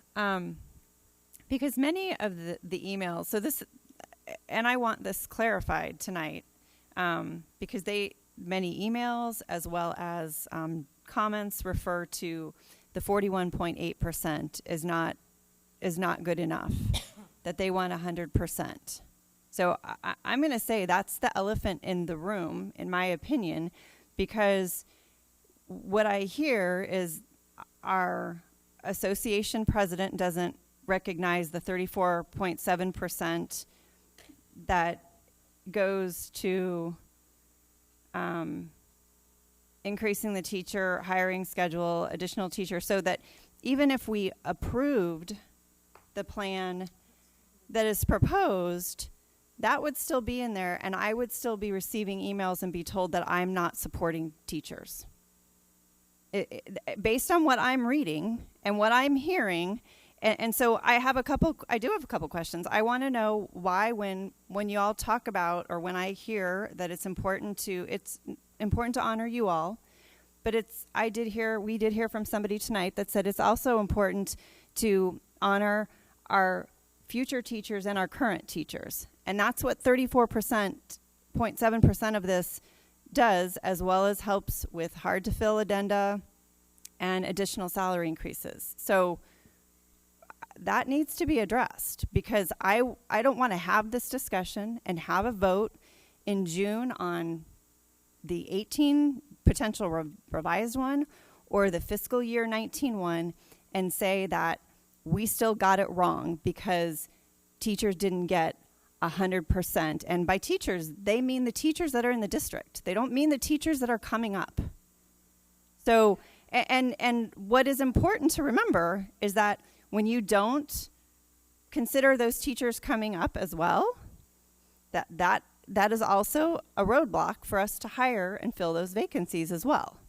So I'm just you ask me to consider stuff. I'm just asking you to consider that. Mrs. Ordway talked about unintended consequences, and I want everything out there. Well, just to that point real quick, I do have one question. When we look at the Auditor General report, where is that 34.7% being reported? Because I want to know what's in that number. Because that report that the Auditor General puts out, they basically take our CAFR and they mix our numbers up however they want to. They like bake their own little soup out of it, and then they present it.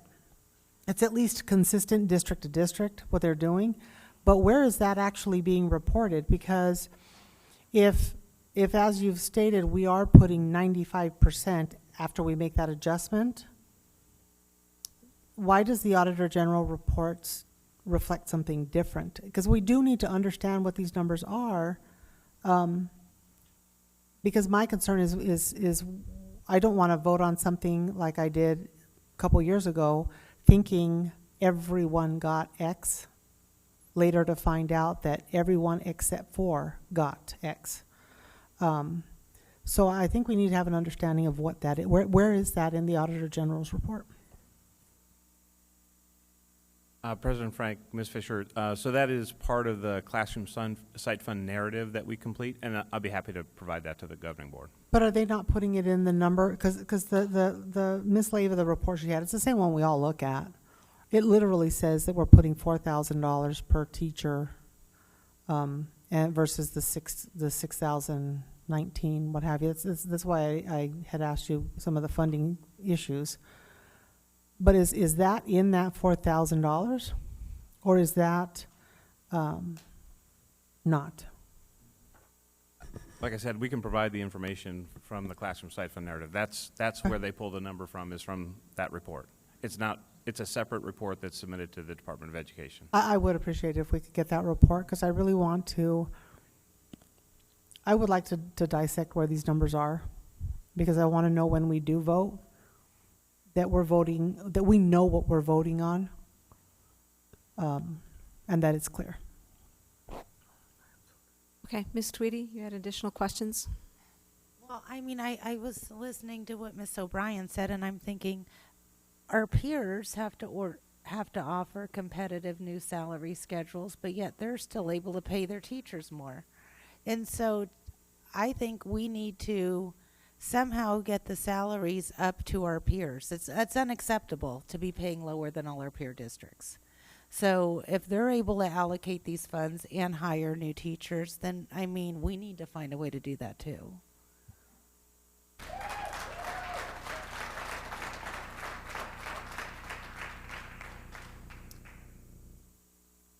Mrs. O'Brien, you look like you have something to say. Mr. Miglerino, when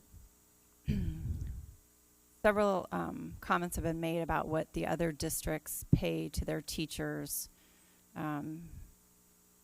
in the Classroom Site Fund money and how much they get per teacher. Does our student-teacher ratio as compared to our sister districts also impact that amount? In other words, if we have more teachers, i.e. a lower student-teacher ratio, then compared to our other districts, does that impact that dollar number per teacher?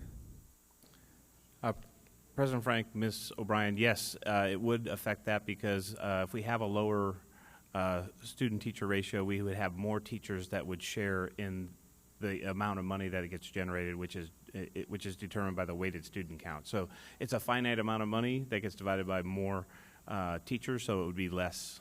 And we do have a smaller teacher ratio compared to some of our peers. And when you gave the presentation at the Parent Organization President's Luncheon, you talked about what that number meant. I think our number is 17.2 per each certified person we have, as a compared to some.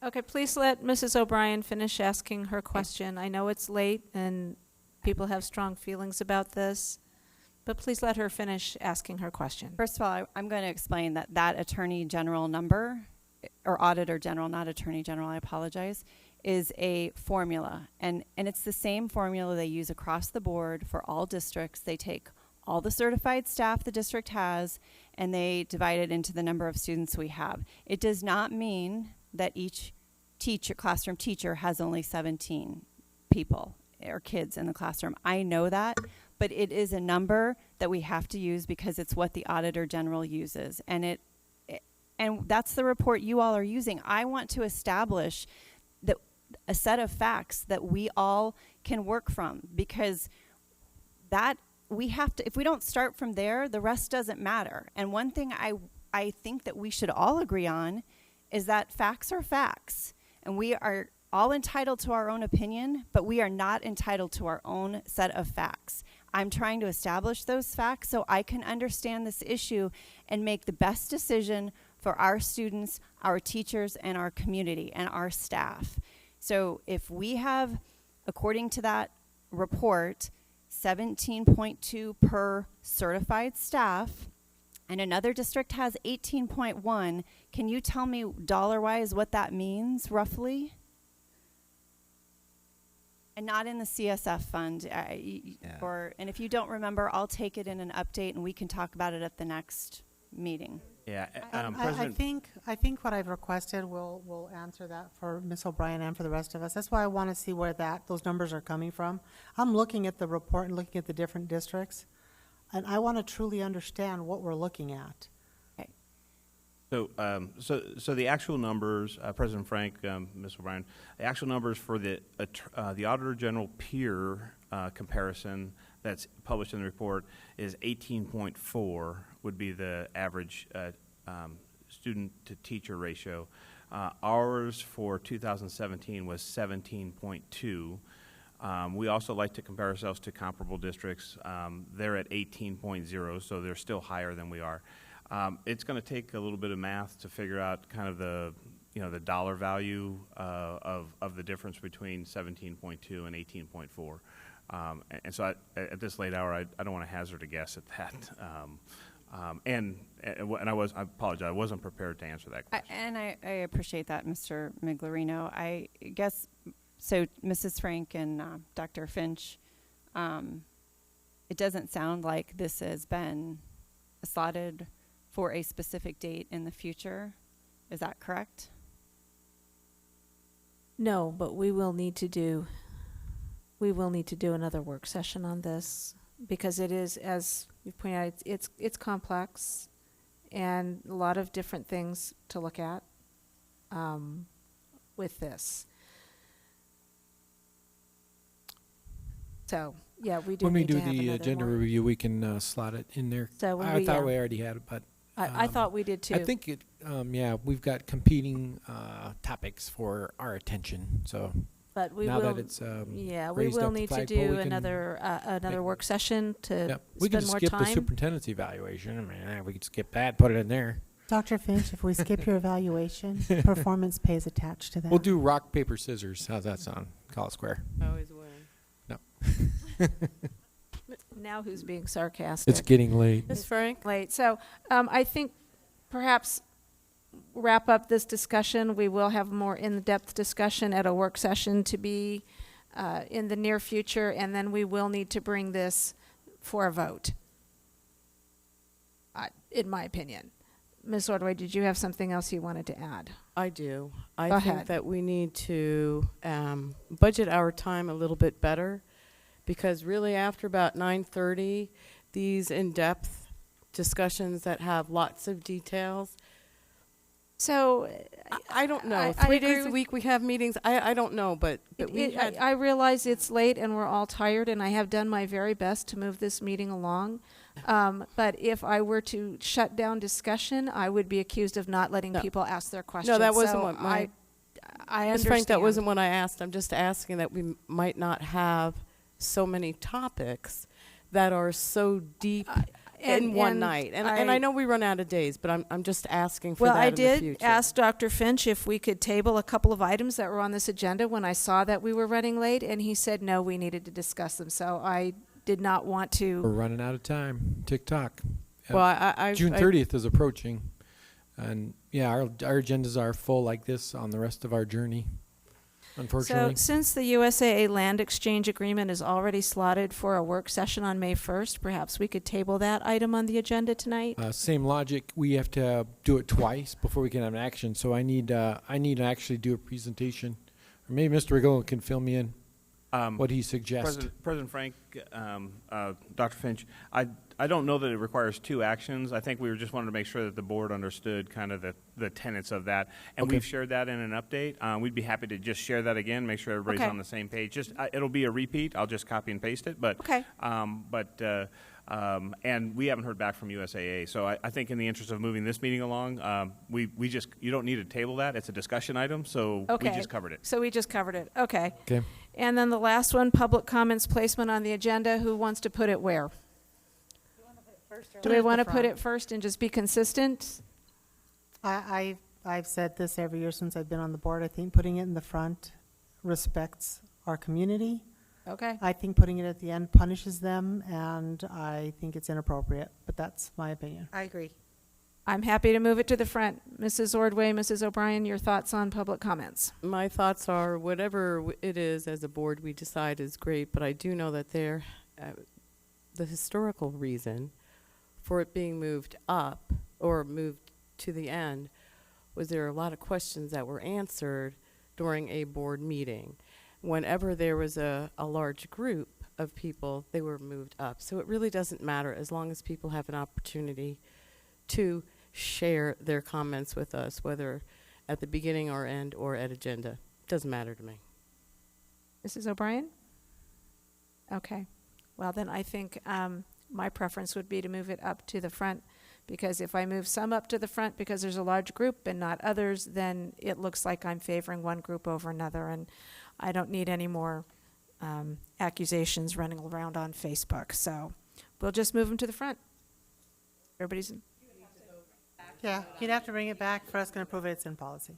okay. All right. So we will. Sorry, that adds it to another meeting. We might have corrected that policy.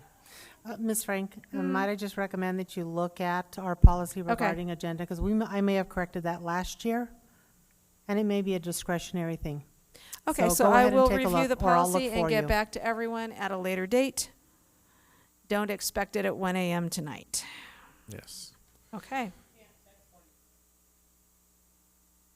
I carpooled with her. I move we adjourn the meeting, please. Yes, I second. We have a motion on the table to adjourn the meeting. I second it. Can I do that? Ooh. I just did. All those in favor of adjourning Aye. this meeting, aye. Aye. Anybody opposed? Didn't think so. Thank you all for coming and sticking it out. We have a work session. I know. I have a document I need to print. Do I want to Can I hook myself